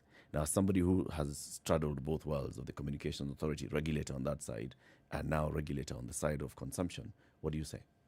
I think it's a conversation that the country needs to have. And the sad reality is that with the current and ongoing SIM card registration, the mobile operators will have the capacity to know who is using which device or which number. And with that kind of information, I think they need to exercise the duty of care, so that if a SIM card is registered as being used by a minor, there are tools, they have systems, they have tools within their systems that they can use. So they can block certain They can block sites. such sites, yes. I'll tell you, in the UK, the mobile operators have gone to the content regulator like ourselves, the classification agency, and asked the agency to guide them on sites that should be restricted for children, from children. And it is that kind of duty of care that I wish our mobile industry would show, because these are good technologies that kids can use to enhance their learning outcomes for entertainment, education, and information. But without applying the requisite safeguards, there is a risk that we may expose our children to a lot of psychological and emotional harm by exposing them to prematurely to adult content. So I think Magoa's statement actually has a lot of justification, and I think the mobile industry in the country needs to exercise more responsibility there, because they have the details. The technologies are there. The tools are there within their systems to mute certain content without restricting adults from seeing what they're allowed to see. So I think more responsibility there needs to be exercised, and I think it's a discussion that needs to be held. Yeah. Does the regulator have the powers to impose on the national mobile operators to actually do this? Restrict access to this? I should think so. This kind of platform or this kind of websites from people who are users who are below this age. I think so, but I don't want to speak on behalf of the Communications Authority. Yes. Yeah. Okay. So, I mean, we're going into a time where, obviously, the way the world is moving, and we'll constantly have, and just from the way I see it, because in as much as we live within the boundaries of Kenya, we still operate within a global village. Yes. And skill and talent and ideas are being churned out on a daily basis. How would you say that you are going to deal moving forward? Or are we looking at the approach that is being applied today will continue to be the approach that will be applied in the years to come when it comes to protections, when it comes to classification, when it comes to upholding, the morals of the country here vis-a-vis the talent that we want to encourage for production? Basically, we as a regulator, we know that we have a responsibility of nurturing the growth of the sector, and that's why our licensing processes are very clear, so that if you are seeking a license, the information is provided. And if you apply for a license through our online systems, you'll have it in 24 hours time. So we are keen to facilitate the industry to move with the times. But we want to encourage our creatives to exercise their creativity within the confines of the law. We know that in other markets, there are no restrictions on production and distribution of LGBT content. Like India, I think now, which is one of the source markets for our films, especially for the theaters, is churning out a lot of gay-themed movies. And we are having a challenge in terms of the cinema operators would want for us to allow some of those movies. Because there's demand. Yes, there's demand for it, but now the issue is the law is an us, as it were. So basically what will happen is that as long as the laws are not changed, SKFCB will not allow that kind of content. The Indian laws are open to that? Yes, they are. I think there was a Supreme Court ruling in 2018 that indicated that even gay marriages in India are allowed. Yeah. So basically with that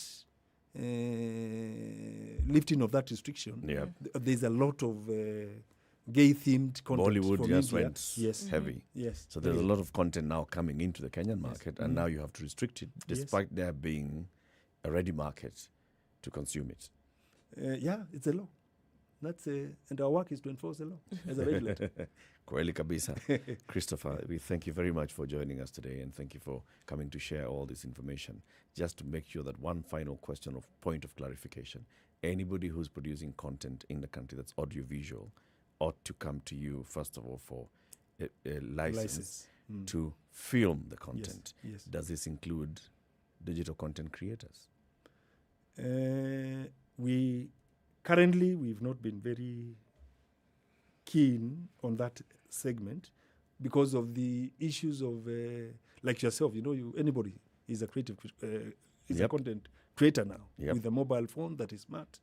You can film and edit and share content.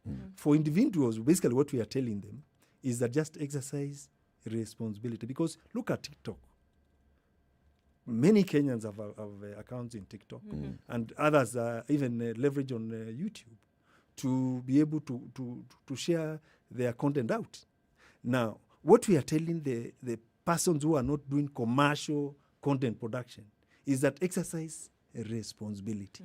Because, also the audiovisual format plays a very important role in freedom of expression. And that's why we don't want to come to the person who is doing it for fun and tell him get a license, because it will be restrictive.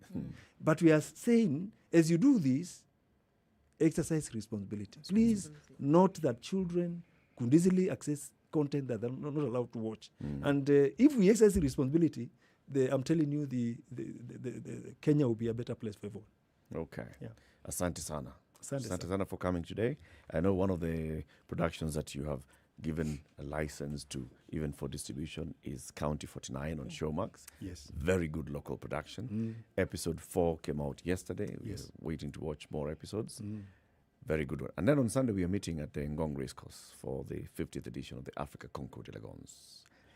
Dress well, have a touch of gold. Good. This is good enough.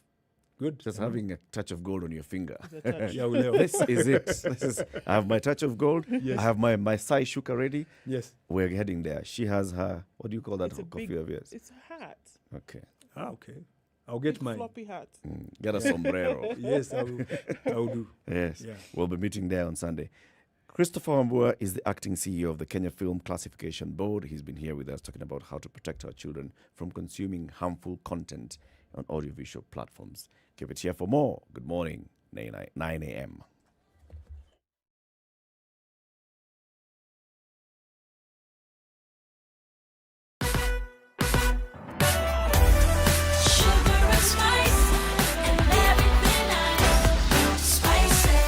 Spice up your life.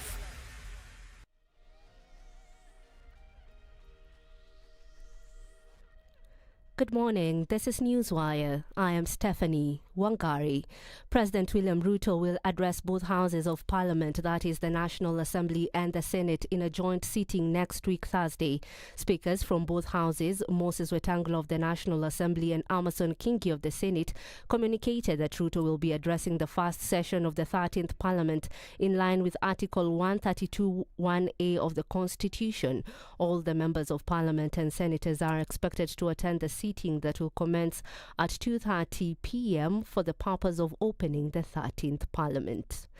Now, the government has rescued 24 Kenyans, among them a Ugandan and a Burundian, from traffickers in Laos.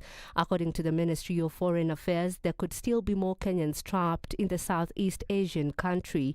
In addition, the government says there could be hundreds of mostly young Kenyans working in fraud factories in Southeast Asia. The Foreign Affairs Ministry says it also has intelligence information that some of the factories may be facilities for extracting and storing human organs. The National Social Security Fund NSSF Act will be declared null and void if a judgment by the Employment and Labour Relations Court is to be implemented. A 3-judge bench ordered a prohibition of mandatory deductions from employee earnings. In a judgment following a consolidated petition by the Kenya County Government Workers Union, Kenya Tea Growers Association, the Agricultural Employment Association and 6 others, the court cited monopoly and violation of workers' freedom of choice. The court ordered NSSF to refrain from compelling or requiring mandatory listing of employers or employees, whether registered as a member of any retirement benefit scheme or not registered. The cracks in the Orange Democratic Party have continued to show, with Embakasi MP Babu Owino being the latest lawmaker to express displeasure with how matters are being ran in the outfit. In a statement on Twitter, Babu described the party as ungrateful to its foot soldiers who were not only loyal but heavily invested in it. Owino is opposing the lineup unveiled by Wiper leader Kalonzo Musyoka, detailing Azimio la Umoja's leadership in the National Assembly and the Senate. His sentiments were echoed by Narok Senator Ledama Olekina, who protested how new entrants of the party reaped the benefits of their hard work that earned its majority in Parliament. On his part, Orange Democratic Movement Chairman John Mbadi has continued to condemn Raila Odinga's decision to settle on Ogunja MP Opiyo Wandayi as the majority leader in the National Assembly. The most senior member of a political party would always be the leader. And I don't see why that should be an exception this time. If you look at the last parliament, the 12th parliament, I was the leader of minority. And it was purely by virtue of being the national chairman of the party. How then would you have Opiyo Wandayi, who is my junior in the party, leading me in the National Assembly? It does not make sense. Exiled lawyer Miguna says he will be returning to the country next month. In a statement on Twitter, Miguna officially announced that he will be returning to Kenya next month after almost half a decade in Canada. The lawyer said that he would depart Toronto, Canada on October 24th and land at the Jomo Kenyatta International Airport, JKIA, on the night of October 25th. The announcement comes 2 days after he finally received a new passport, commending President William Ruto for reportedly intervening. Miguna was deported to Canada in 2018 after participating in the mock swearing-in of opposition leader Raila Odinga as the people's president at Uhuru Park. Now matters international. Iranian President Ibrahim Raisi withdrew from a long-planned interview with CNN's chief international anchor Christian Amanpour at the United Nations General Assembly in New York. This is after Amanpour declined a last-minute demand to wear a headscarf. An aide told Amanpour that the president had suggested that she wears a headscarf, which she politely declined. Amanpour, who grew up in the Iranian capital, Tehran, and is fluent in Farsi speaker, said she wears a headscarf while reporting in Iran to comply with the local laws and customs, but would not cover her head to conduct an interview with an Iranian official outside a country where it is not required. That's your news at the top of the hour. My name is Stephanie Wangari.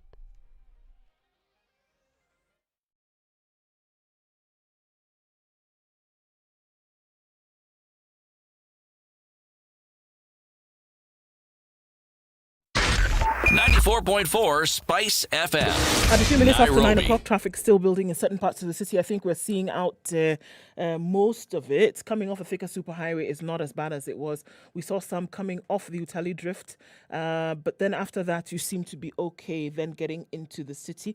Coming off of Jogo Road is still looking pretty heavy onto Landis. And then, what else are we looking at? Coming out of Westlands, not so bad, at least not for now, but we'll see a little bit of it still on Kiambu Road and Limuru Road. We should be out of traffic hour in no time.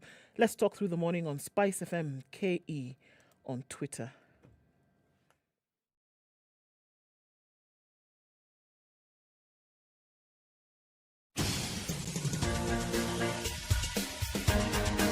This is The Situation Room, the home of hard-hitting political commentary and penetrating insights about the state of the nation. This is a talk radio experience like no other. The Situation Room, a place for hard truths, debates, and elevated conversations. The Situation Room, witty, political, engaging, deep, controversial. In the room, we have C.T. Muga, researcher, academic, seasoned political observer, a fountain of wisdom in these politically uncertain times. Ndu Oko, Nigerian by birth, Kenyan by choice, communications expert, Pan-Africanist, a truth seeker and believer in people power, and Eric Latif, agent provocateur, the man in the chair, seasoned journalist, news hound, a man who believes in punching up, not down.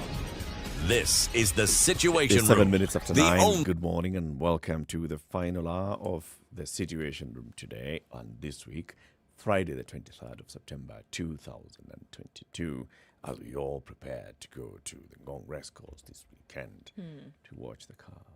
To watch the cars. To experience vintage and class. Sawa, that too. That's true.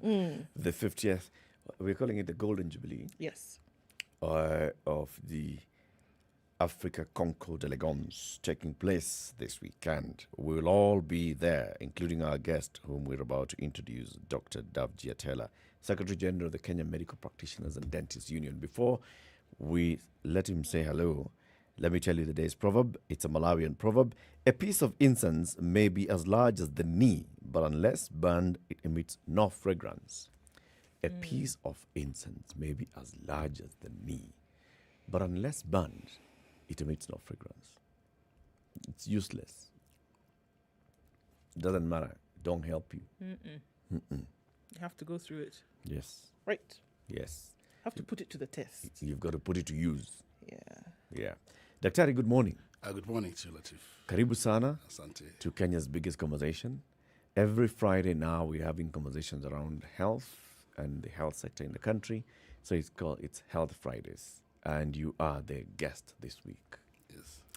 Our colleague, Dr. Marcy Korir, always comes for this conversation on Fridays. Today, she is busy. So she's dumped us. But thank God you're here. Yes. Kenya Medical Practitioners and Dentists Union, you champion the welfare of healthcare workers, medical practitioners and dentists, but it doesn't transcend to nurses and clinical officers and technical staff, right? Basically, KMPDU is a Kenya Medical Practitioners, Pharmacists and Dentist Union. We champion for the rights of healthcare workers, but in essence, we champion for the right to access to healthcare for all the public, all the citizens. Because we believe that if we have a functional healthcare in any part of the country, then any Kenyan will be able to access it as it is ascribed in the Constitution. So basically, the ultimate impact of our work is for the mwananchi. Yes. Now, for a long time, not for a long time, but for a number of months and years, KMPDU has been championing something. And this is, if we're talking about access to healthcare, then we also need to talk about it holistically. The government, since the former President Uhuru Kenyatta's administration into this one, is pushing ahead with the issue of universal health coverage. It has very many facets to it. It'll have to look at the facilities, the equipment and all the amenities in those facilities. It has to look at the populations and the distance from anybody to the nearest health facility. It has to look at the health workforce. Now, you've been championing something with regards to the health workforce, which is that all healthcare workers in the country should be employed by one commission, just like we see teachers being employed by the Teacher Service Commission. All civil servants across the country, whether in Nairobi or in any part, in any county, are employed by the Public Service Commission, and so on and so forth. You want healthcare workers to be employed by a health services commission at national level to be distributed across the country. You've tried to have this conversation with the county governors. You haven't borne fruit much. The previous government, you had conversations, but they haven't advanced. We have a new administration. The new administration, in its manifesto, talks about health as a key pillar. One of the 5 pillars of the Ruto administration is healthcare. You met with the president when he was the deputy president and campaigning. What did you tell him?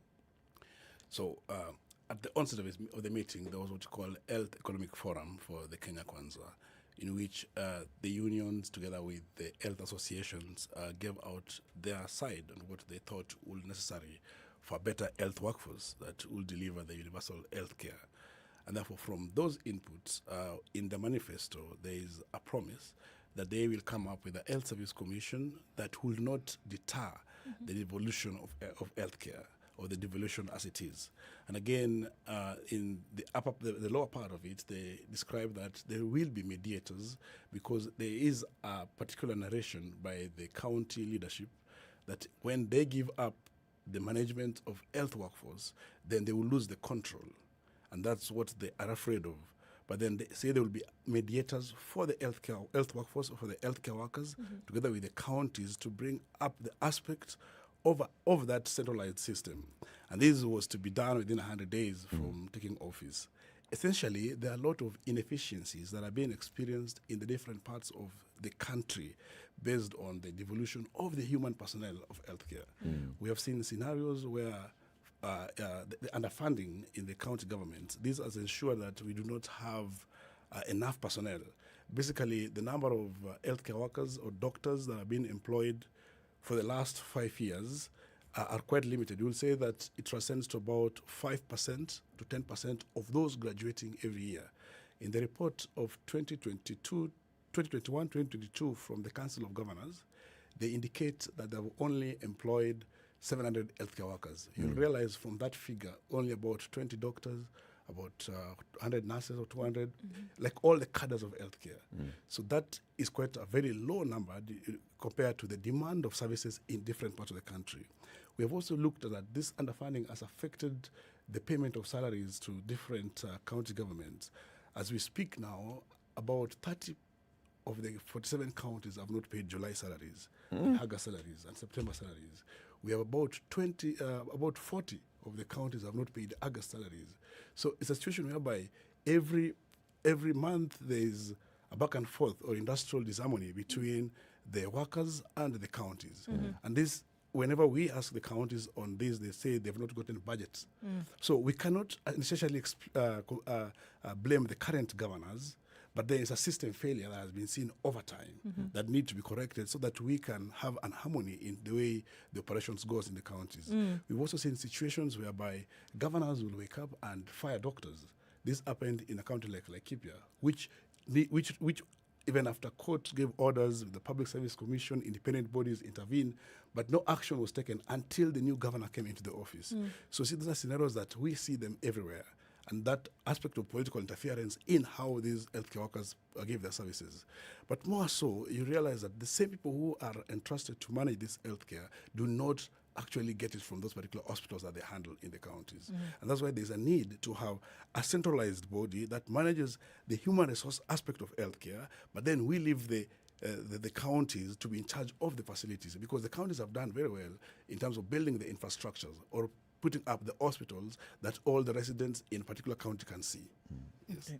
How would the Health Service Commission help with these matters? Because it seems as though it's what I like to call the Band-Aid effect, that if this Health Service Commission then was in place, then it would be able to apply the Band-Aid on some of these issues. How would it help with the non-payment of health workers across the country? How would it help then with the hiring? How would it help then with the logistic issues of making sure that across county you have people who are hired that are needed? We've had several issues whereby the technology or equipment, for example, is available, but then you don't have somebody who's going to operate that. And all of these things across board, we've heard, have been attributed saying, well, we don't have a commission that can help So I'm still a bit confused as to how exactly would having an instituted health service commission sort out some of these perennial issues. I think it's very practical in what's happening currently. We have a teacher service commission, we have police service commission, and when you see the manners in which they operate, it's quite different with the one each county operates, because then these has put the healthcare workers under the care of 48 different governments, while unlike it should be on a one body in terms of the workers. For example, as at now, those working in the civil servants working in the national government or the teachers, you realize they've been paid the salaries for both July, September, and even August. But you realize that the counties would be putting blame games on the exchequer. So automatically, this will help in handling that. Number two, we are looking at the aspect of funding. Now the counties, they're saying they cannot employ because they have reached the maximum wage bill that they need to have, that is 35%. Some say they've gone up to 50%. And therefore, that ceiling having been reached, it means that even if there's need to have the specialists, if there's need to have doctors, if it needs to have the nurses, they can't employ because they will go against the constitutional framework on the amount that they need to have. But then if you have a centralized body, that which then have its own budget on the numbers that are needed for every county or for every personnel in the country, then they can actually vote and advocate for this budget. So there will be aspect of budget justice for healthcare, for health. Currently, we are at 2.3% of the GDP, which we should be at 5%. Again, if you look at in the Abuja Declaration, there was to be every country in Africa to budget about 15% of their annual budget to healthcare, but we are at 4-5%. But because much of this cannot be put into one basket, because every county also have to again budget for it to be together, then it makes that difficult. So when we have one body, we are going to have that resorted. And you'll also see in the Police Service Commission, there's annual recruitment of police every year based on the needs that they have extrapolated in the whole country. The same to the teachers. We do not have that in the counties. We do not have that in healthcare. And that's why before 2015, we did not have doctors who had graduated and were out in the country, in the counties. But now we have more than 5,000 doctors who have graduated, have done internship, but are not employed. And therefore, they resort into working as locumers in different hospitals, probably private hospital or faith-based, or they resort to some opening different businesses, maybe a kiosk to sell mandazis or something else that is not health-related, depending on the place. But then that will not be there if that system that is ensuring that we have an employment system. Another thing, we look at the WHO recommendation. The country, we need to have 1 to 1,000. One doctor to 1,000 patients per population. But as now we have 1 to 16,000. It then means that even the few that are employed, if we open up and employ them, we still demand more to employ. Yes. And also, when you look at that aspect, when the Kenya Kwanza team in the manifesto said they will employ 20,000 healthcare workers. And I mean, they say that will include the doctors, the nurses, the clinical officers, all the different cadres. It is not possible to do that if you have the county government, because there's a very serious politics between the county and the national. So it's not really viable if we don't have a centralized system that ensures that these people are employed and then they're distributed to the needed counties. Yes. So when you're pushing for this, for the Health Services Commission, it's to employ everybody. It's to employ everybody. It's nurses, it's lab technicians, it's radiographers, it's all the way to the doctor and the pharmacists. For the healthcare workforce, it is not a one-man activity, it's an holistic approach. In an hospital setting, you need a nurse, you need a nutritionist, you need a lab technician, you need a pharmacist, you need the doctors, you need the specialist, because the management of patients is not a one-man show. It's an holistic approach to the whole team. And that's why there is always an organogram and also we call it the norm of numbers of personnel per hospitals. And this gives categories in level 4, level 5, level 6, level 2s and 1s. What number of personnel do we need at each cadre? And you realize that in what we have, as per the directives of the Kenya Medical Practitioners and Dentists Council, we have not reached even 50% of that. Those numbers are needed in each and every level of facility. Yes. All right, and then the management of the facilities themselves. Because then you'll see that if they are centrally hired, then you're sent to a certain county. There will be healthcare workers who feel that they do not want to certain parts of the country to go and work and live. Now, how do you harmonize that? Today, if somebody is living and working in Tana River, it's because they chose to go and apply for employment in Tana River. So they cannot complain that they've been posted there and they do not want to go there. But if you nationalize it, then you have to start dealing with those issues. Plus, as you address that, you see, in education, there's been the issue of localization and delocalization. What do you think should happen in healthcare? You know, when we look at that broadly, currently with the county government, we still have uneven distributions of the human resource in different parts of the country. We have many more workers near the hospitals and even in the urban areas compared to the counties within the rural areas. And that's why we talk about need for more incentives and motivation of these healthcare workers to actually be in those particular places. Having said that, ideally, we have had a system before where every civil servant signs a document that he bids to work in any part of the country. And therefore, once you've signed that, it means you can be posted in any institution in the country, so long as you are offering services to the Kenyans. And the devolution has actually brought that difficulty, because initially it was easier for somebody working in a county A to transfer to a given county. But currently, you cannot transfer in that regard, which need to be really made easier so that you can easily move. Again, when you look at the way it was before, when we had the districts and the province and everything, the distribution, once you're posted in a particular institution or particular county, or a particular area district, you are mandated to offer services and to report the way you're working. So ideally, I do not think that having an health service commission or a centralized body will really make that not possible, because it has been there before. And it's the same way as I keep comparing, we have the aspect of the police and the aspect of the teachers.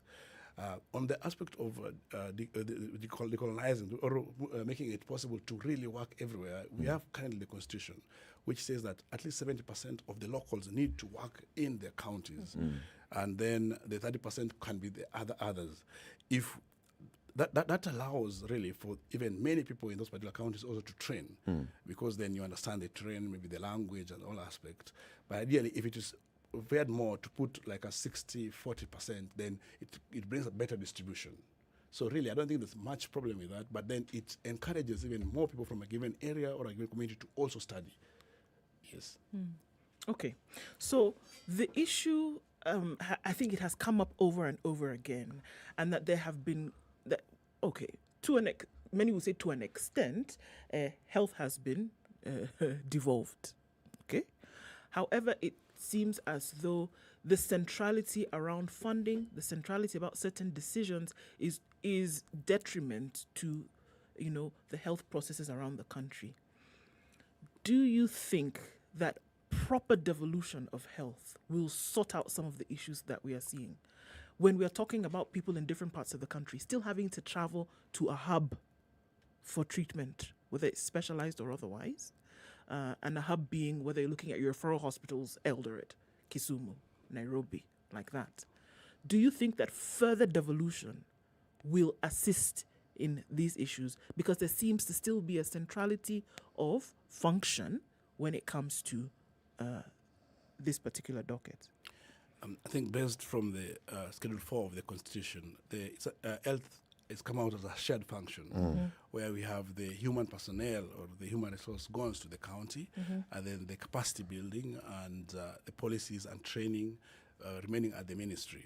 But then the budget of the national budget, the one that goes to this county, is 15%. It then means that a bulk or a chunk of this money still remains with the ministries, including the Ministry of Health. So we at one point were saying, if we could not get this health service commission, and then we have a bigger percentage of the devolved functions followed up with the money, that requisite amount of money that is needed, then I think we can have a better functional devolution. Because as at now, many of these counties, they will say they can't employ. And it's true when you look at the PFM mark, the public finance management and the limits that have been given, they've all surpassed that which is on wages. Yeah. So it means they cannot actually employ. But then if this is increased to 35%, the way they were demanding, the way we've all been demanding, then it means that then they can now employ more healthcare workers and can have it more functional as it is now. And because that also requires, it's more political and it requires a different views and it requires a process, then this highly devolved function of healthcare, then why can't we do it better or have a shared function whereby we have the counties remaining with facilities, but then we have workers centrally placed. The other aspect that you are seeing was this thing of capacity building that is with the Ministry of Health. The only action that we saw during the previous government was they did the MES equipment or the machines that were to different counties. The report from that was indicating that most of them are not functional because they were not they lacked required skills to actually operate this equipment. If this capacity building will go far, because based on what we presented to the presidential candidates, that it will go, the ministry will go far as hiring healthcare workers to capacity build the counties so that these hospitals actually can have more personnel, then more functionality will be seen. Yes. You know, you say that Schedule 4 says that health is a concurrent function. But the only thing that the national government is doing here is taking care of training of personnel and capacity building and coming up with policy. Training is not done by the ministry, it's done by the institutions of higher learning, which are then regulated and licensed by various institutions under the ministry. The other bit, which is policy, is just done. You don't do policy every month. Do we need a health ministry? We actually need a health ministry, and that's why we really need to have a more concurrent function between the health ministry and the county governments, and a clear cut on what they should be and what should not. You saw during the COVID-19 when the ministry decided to purchase the vaccines, there was an uproar from the governors that these should be done by them. We also saw at a time when there were personnel, doctors and nurses and healthcare workers that were hired by the Ministry of Health to capacity build in the counties. They were like, we were not involved in this. We have to be part of this. So there's an existence politics between the ministry and the county, and that is what is making things not really work the way they ought to be. And even in the part of training, one of the complaints that comes strongly from the county government, we have over 1,500 doctors who are getting salary from the county government, but they are on training. And ideally, the Ministry of Health just pays their fees. They don't pay their salaries while they're on training, sponsored training. But ideally, as per the Constitution, these funds from the ministry need to pay these doctors their salaries and also the training, such that the counties can actually employ. So that lack of balance is also what causes inefficiency that is seen in the workings of the health workforce in the counties. Yes. Which is why I'm asking whether we need this ministry, because it still stays there and it's exercising a lot of functions that should be devolved, number one, and it's seeking to centralize issues in health and making decisions at a central level, and yet those decisions should be made by the 47 county governments. So should this ministry, okay, let's say we need the ministry, should it not be slashed into just the basics, strip it to the bare minimum? Functions of policy, that's all you're doing. You know, the good aspect of the ministry existence is a standardization of the healthcare service delivery in the whole country. But then what has lacked and what has made it not possible to really work is they lack the capacity or the ability to ensure that these policies or the documentation that they have are actually implemented in the counties. So then we need to have a framework. That's why I said they need to have a framework where there is actual understanding in the roles that the ministry is playing, and even the policies that they have, up to what extent have they been implemented? Because some of the policies are very good, very adequate, and will help a lot even in the health service delivery, even in the UHC that need to be run and need to be seen. But then without mechanisms to ensure that they're implemented in the counties which claim autonomy on healthcare becomes a problem. So that's why there's need to be a framework to ensure to see how they work. And that's why we're bringing the aspect of Health Service Commission, because this now commission will see how do they work? How do we have these things functional? Yes.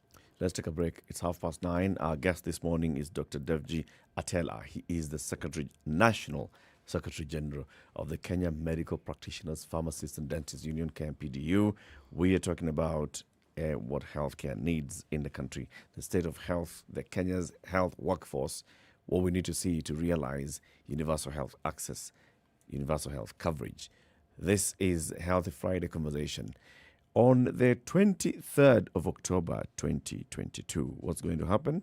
We're going to be running between that day and the 30th of October 2022. The virtual Standard Chartered Nairobi Marathon will be taking place those days. So you run from wherever you are, you registered for it, you get the app, and then you load your timings yes. on that, on those 5 days. On the 30th, that's the day that everybody then runs. Well, not including those that have been participating in those the virtual who run. the virtual, they're good. Those who do the physical run then run on the 30th of September. Now, until then, it's preparation. Standard Chartered Nairobi Marathon taking place at the end of October, and then also an opportunity for you to register, run the race, and then looking at how life for a certain number of people, young people across the country, will be affected positively because you decided to run. This is the Situation Room, the only way to start your day. 3, 2. Everybody, welcome to Kenya's biggest conversation. How are you, madam? Mr. Mr. ako sawa, madam pia ako hapa. Heri Latifa, Kitmuga, Madam Du, nimesalimia wote sana. Tumepokea salamu, asante sana. Hapa Garissa today the weather is very good, only that baridi inatupeleka mbio sana. So baridi ni degree ngapi ya? Hata sijui lakini madam tunakauka sana. If you want to follow the money trail, you've got to think like a thief to be able to catch that thief. A slap from a friend is better than a kiss from an enemy. You remember the kiss of Judas Iscariot? Yes. Is the one that imetuweka kwa hii mashida yote na mataabu. Kwa sababu of that kiss. Yet the slap of Jesus Christ, when he slapped those guys and walikuwa anauza mboga ndani ya kanisa, I took them to heaven.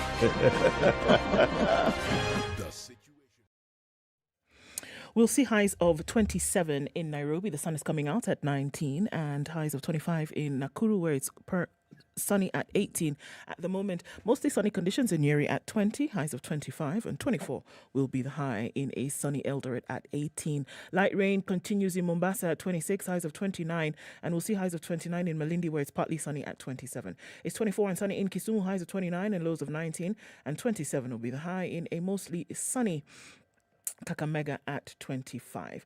Kampala still experiencing rain showers this morning at 23, highs of 28, and it'll go to highs of 30 in Dar es Salaam this Thursday. It's currently sunny at 27. 20 and sunny in Johannesburg, highs of 26, and we'll see highs of 29 in a cloudy Lagos at 24. It's 24 and partly sunny in Kinshasa, highs of 33 and lows of 23. Looking out into Beijing, sunny conditions at 25. Through Friday, we'll see highs of 26. It's 10 degrees and cloudy in Paris, highs of 20 and lows of 9, and 15 degrees and rainy in London, going to highs of 18 and lows of 12.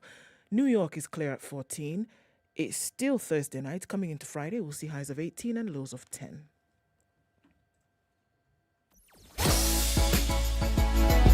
Sugar and spice and everything nice. SpiceFM. Spice up your life. All right, seeing traffic actually whittling down quite some throughout the city. It doesn't look too bad. And what was happening on the Thika Superhighway, that has really disappeared, really. And so traffic is looking pretty good. I think out of traffic hour for most parts of the city, outbound traffic on Thika Superhighway will be something going out into the afternoon, but it should be all right, considering all things for now. All right, talk to us through the morning on SpiceFM, KE on Twitter.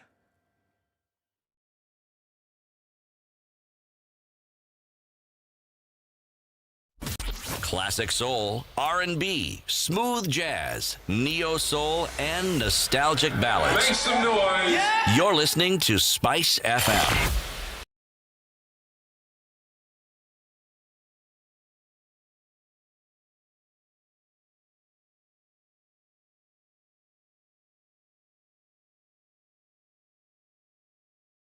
"25 minutes to 10, the conversation continues, the state of healthcare workers in the country, and also what we need to achieve the full realization of universal health coverage. The new administration of President William Ruto has said that, yes, it's going to focus on agriculture, on healthcare, on what else? Housing. Yeah. And then it's going to be supported by others like digital transformation and all. So health is a key pillar of the Ruto administration. He says, I'm going to focus on this and I'm going to deliver. Today is day 10. From the 13th. It's the day 10 Today is the 23rd, of yes. the Ruto administration. Yes. What did he promise to do in 100 days? To come up with a commission that will ensure that will not deter with the devolution, but will ensure that the issues of healthcare or health workforce actually looked into. Yes. Okay. So 90 days to go. So we expect to see a conversation being launched by the government, by the president, and says, let's talk about this. Yeah, we really expect that to happen. And also we tend to believe that when you're in charge and you have the issues that you put forth for the Kenyans or for the workers, then as time goes, then they need to be implemented. In fact, now we talk about more of the implementations of the aspect of the manifesto. Yes. Okay. Brings me back to the conversation I was raising earlier. We say that a lot of the health budget remains at the national level, and just a small amount trickles to the main implementer of health. This is the counties. What should we do to reverse this?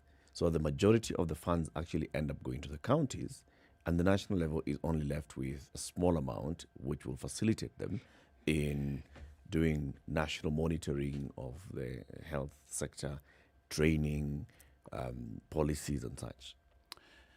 From my discussion with even the team from the Ministry of Health, they were coming out clearly and indicating that the budgets that they have for healthcare that we see that are being given is actually inadequate.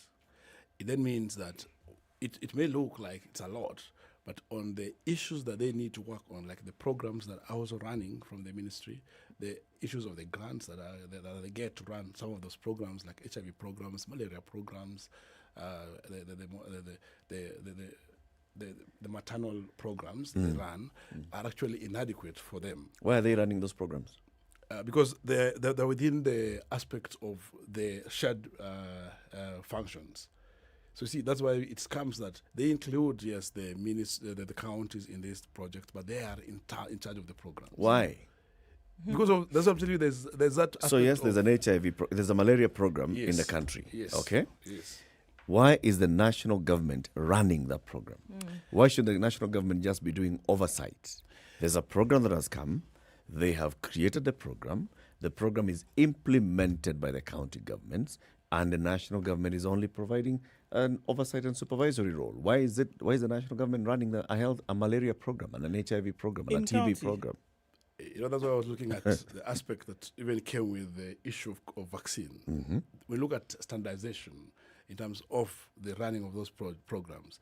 There's, for example, malaria. We have malaria outbreaks happening differently at different times in different counties. Yeah. And therefore, there's need to have a direct involvement of these counties, and also an involvement of the ministry for the aspect of accountability and standardization. I think that's why these programs are within, like the TB program, the malaria program, even the HIV program are within the docket of Ministry of Health. But then and mostly these are always the donor-funded projects, rather. Exactly. Yes, which then requires accountability aspect. Yeah. So they will. Are you saying the counties can't be accountable? Not that the county can't be accountable, but that's what the framework of shared responsibility in essence comes in. But there's actual need to have a bigger involvement with the counties that also ensures that there are actually personnel that are within. But as of now, we have the programs with personnel from the Ministry of Health, but then this personnel goes to the field within the counties to work with the county governments in running those programs. Yes. Is that happening? It's happening. And that's what's happening. To acceptable levels? Acceptability is subjective, and it will depend on a lot of factors. And that's why when we look at the issue of budgeting, it will not be necessarily say that now the ministry is more funded than the counties.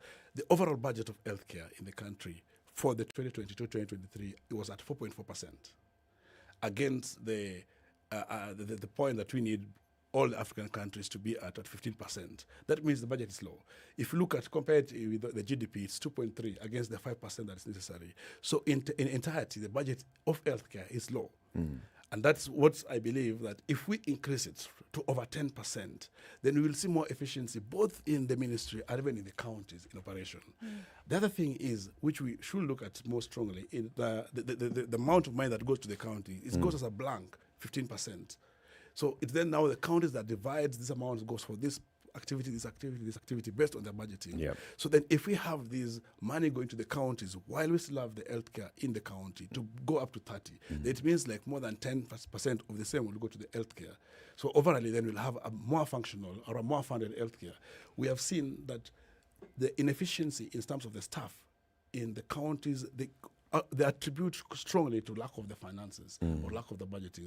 The lack of drugs witnessed in the hospitals that make patients to lack of finances. Is lack of finances. Yeah. You realize they have almost out of 47 counties, 34 of them have a lot of debts for the pending bills for KEMSA. So it means when the KEMSA can't operate as expected. Many of these counties cannot pay salaries also, and they will not pay them on time, and they rely on overdraft of the banks. That means when the funds come, then again they have to pay interest. So there's an overhaul that is needed for all this function to really be reflective as it was expected to be. Yes. Okay. So let's, at the county level, because we continue to say that there are very many issues that need sorting out. And I mean, just looking at, a number of things that have been cited here. We've had the conversation about, lack of adequate healthcare, citing several things, whether it is the availability of drugs, whether it's the availability of qualified personnel across board. If you were to say, if we fixed 1, 2, 3 things at county level, if we fixed those 3 things, then we would be operating at a good place. What would some of those things be? The first thing that we have to sort out in the counties or in the healthcare is the system. We must have a functional system that will ensure that we have adequate staffings in those hospitals. That because then when you have enough personnel or adequate personnel, then even the budgeting process of the drugs will be done by the pharmacist adequately. The plan by the lab and the reagent required to be done by the lab personnel. The number of even the patient that should be seen in the wards, in the clinics and the theaters will be done by the medical practitioners and the specialists. So there will be an actual, the first thing that need to be done is the staffing. Number 2, we need, and for this staffing to be, we need the funding. More funding need to go to these counties. So there are 3 things. Staffing that need to be done. There need to be more funding in these counties. There need to be a functional system that ensures that this actually is operational. But currently we don't have that. Yes. And if you see, for example, what we reported, there's a time that a case was reported, for example, in Mama Lucy, where we had a mother and who actually lost his life, very sad thing. And such cases have been reported. And we always say that the patients need to be empowered so that they speak. Because once they speak, we tend to investigate and find what is actually the causes of this death, what is the issue. And mostly we have seen a dysfunctional public healthcare system. If a patient needs an intensive care, even if there are 1,000 specialists, even if there are 1,000 nurses, then it needs an intensive care. That has to be provided. If a patient needs an oxygen, if a patient needs to be done for an emergency services or emergency theater, we need all those things to be in place. So without that, even if you look into one aspect of healthcare, that will not be sorted. So those are things that we advocated for during our 100-day strike, and the things that we are trying to look for now, because we have situations where we have a shortage of healthcare workers in the hospitals, and again, they do not have all the required paraphernalia to offer the services. So you will actually see a patient that you could save had you been having the required the equipment, but then you end up losing them. That's why we keep on saying it has to be a working system, not for only doctors, but for the public. Yes, it has to be holistic. I get it when you say let's harmonize the hiring and posting of health workers. All right. So you ensure that, for example, in this area is prone to this kind of diseases.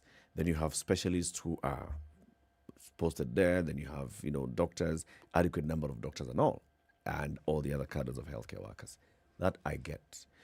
10 years of devolution. If you actually look at what the governors have done, you can see that one of the biggest focus areas that they've had is on health. One of the biggest areas where the citizens are judging their governors on is health. So devolution of health is big at county level.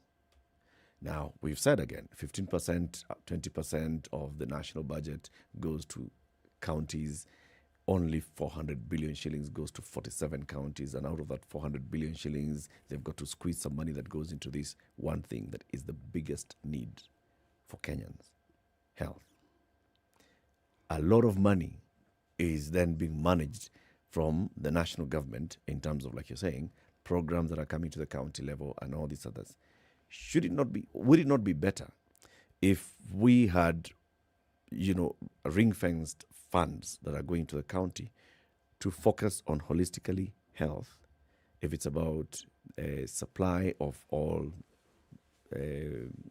things that are required in health, or the consumables, making sure that you are able to build the facilities, the labs are well equipped, the labs have got everything that they need. Should we not be focusing on that a lot more than everything else that we're talking about? Because we seem to be talking about very many things without necessarily, apart from saying healthcare workers, other things we are not being specific. I think the aspects of ring fencing for healthcare, it's something that has been discussed strongly, and I'm happy that it's part of the manifesto, or was part of the promises that was in the president's work. So, and one thing that is good about this ring fencing, because some of the issues that we've seen in the counties that are making healthcare not work, is we have hospitals that are operating, but then the collections from those hospitals, all that works goes to the county coffers. And in the essence, on reallocation, this money goes to other projects, maybe the road projects or other activities that are not necessarily health. So those counties that have done ring fencing, for example, I saw it in Nakuru County, where they have the hospital management bill of 2014, where every funds collected to that hospitals remain in the hospital to ensure that there is more personnel, there is more drugs. They have actually been functioning, and they don't have debts for even cancer. We've seen the same thing done in Kakamega and a few other counties. And I believe that these new governors who have come into the office, they have set up different task forces who have actually known who are to look for the gaps in this healthcare. I believe, for example, even in Mombasa County, we have my predecessor, Dr. Machonda, who has now been nominated to that task force. They know the issues that have been making healthcare not work, the ring fencing, the personnel, and all that.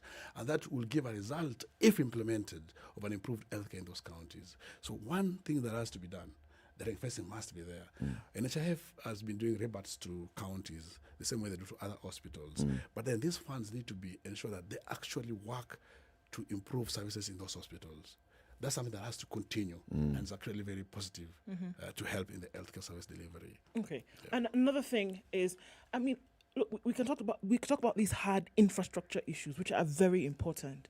But then I think there's also a kind of behavior, and I also think, and maybe you can shed some light into that also the behavior of, or health-seeking behavior for many Kenyans has been more often than, if I have an ailment that may not be so serious, my first reaction is to go to the biggest, in terms of size, is to go to the biggest hospital to seek healthcare, right? So do you think that behavior of health, seeking Kenyans, if it were to change, would it make then the work a little bit easier? I mean, if I have a fever, I don't need to go to the National Referral Hospital, right? I can go to the one in my neighborhood. However, if I go there, am I assured that whatever I need to be treated then is available? Is there a doctor there?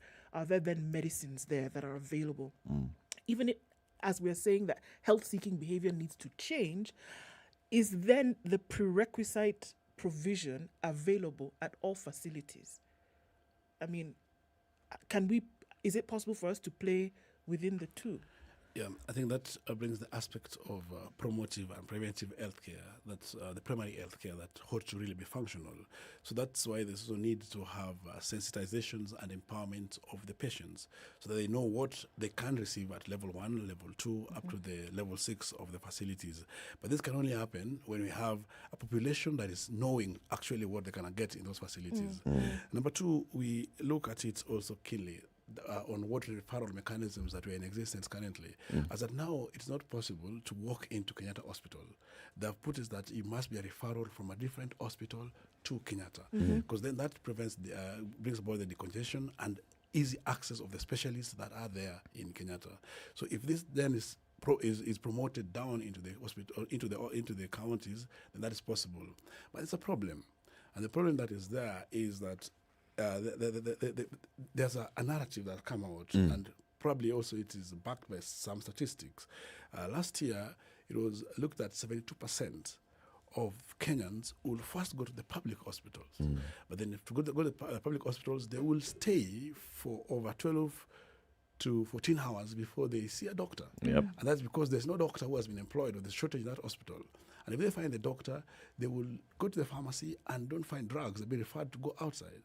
And if they do that, they sometimes go to the labs and they're told to go to the lab outside, within not the facility. So there's that aspect of this functionality that has been existent in the public, which then makes some of the public to go to the private hospitals to seek care.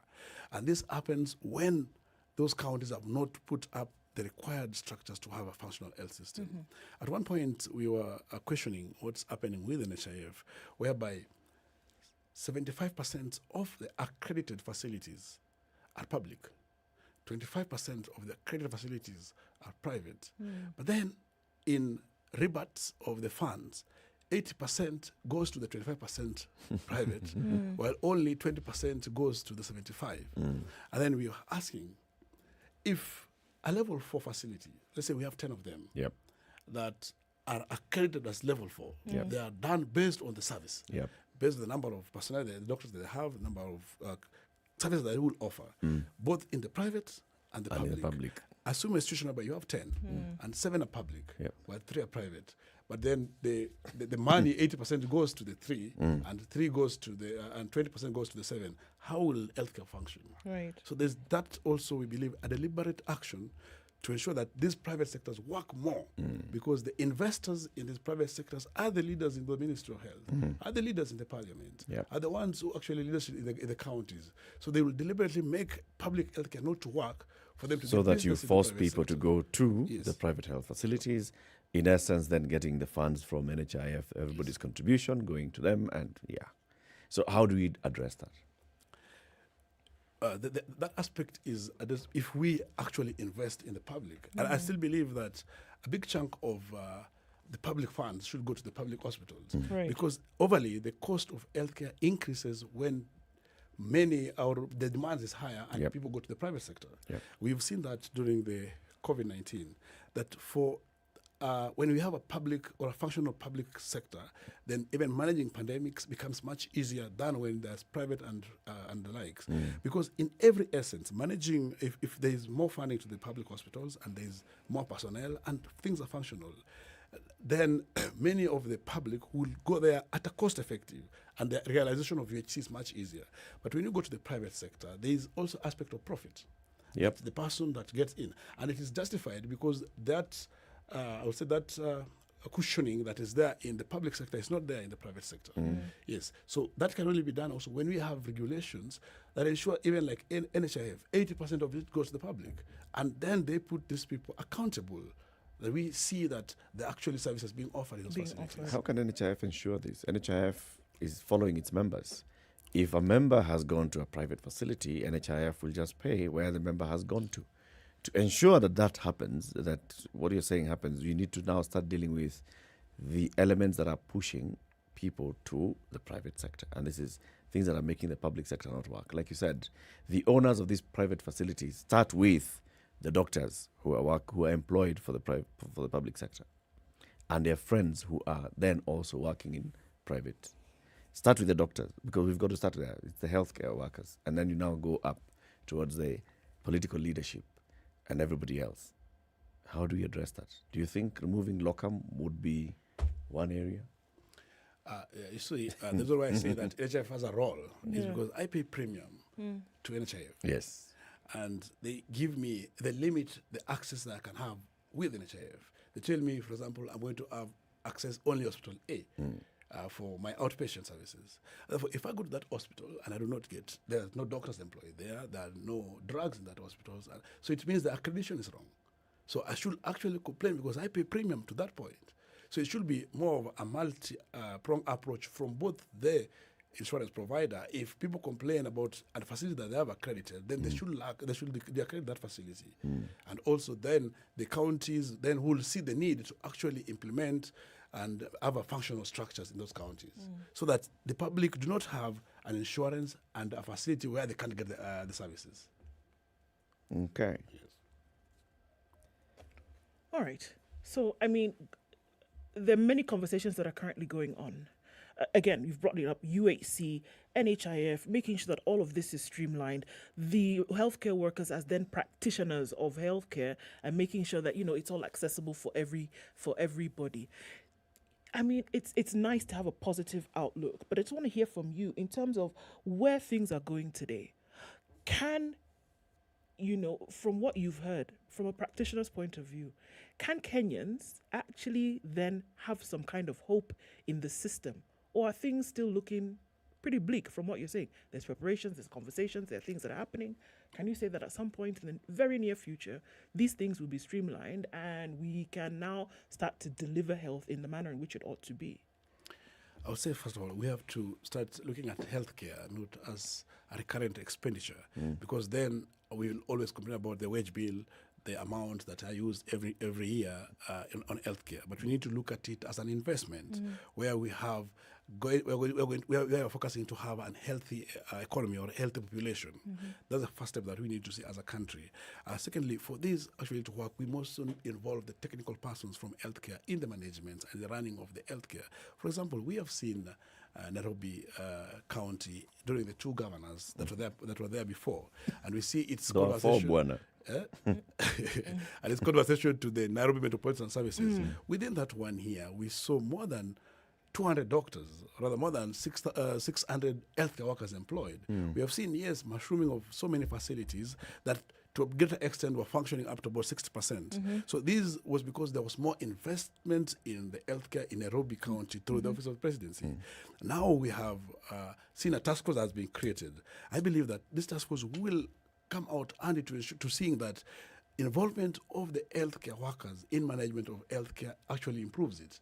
It worked better because we had Oluga who was previously in that particular place. We've also seen that scenario being brought up in Ombaso. For a long time, we will say Ombaso was a dead shell where there was no service provision, there were no hospitals, there was nothing in the hospitals. In fact, patients were being asked to carry gloves and to buy drugs. Everything was outside. But the fact that a member of KMPDU, former chairman, has been Dr. Osuri, is now in charge of, as chief officer, he knows the issues that they were advocating for. So we expect a change there. Otherwise, then there was, because we have seen a system where those who are involved in healthcare actually come up with ideas and they have a way that they talk to these leaders to understand them. And I also believe through the friendship of our brother Dr. Thuranira and Sakaja, if somebody like Thuranira comes to Nairobi Metropolitan, it's very easier to improve that which Dr. Loga has been doing because he understands the context. Yes. They'll work together. Dr. Ari, thank you very much for joining us today. Dr. Dav Jetela is the Secretary General, National Secretary General of the Kenya Medical Practitioners, Pharmacists and Dentists Union. We've been talking about the state of healthcare this Health Friday. Asante sana. Come again soon, Doc. Thank you. Thank you.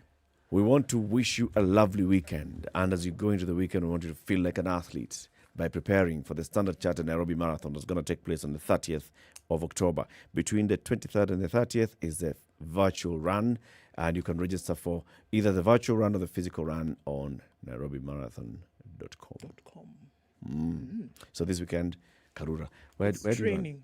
Where do you run? Jeffers. At Jeffers. So we're going to Jeffries. Tunaenda kukimbia, feel like an athlete. Tomorrow? Ngoja, Monday. You're going to come pumped. You will not know who this is. You will not believe. Okay, sawa. Have a lovely weekend, folks. We'll see you on Monday. It's 10 a.m.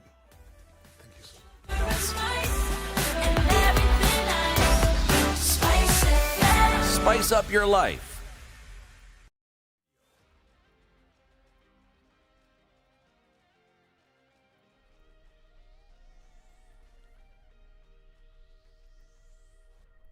Good morning. This is Newswire. I am Stephanie Wangari.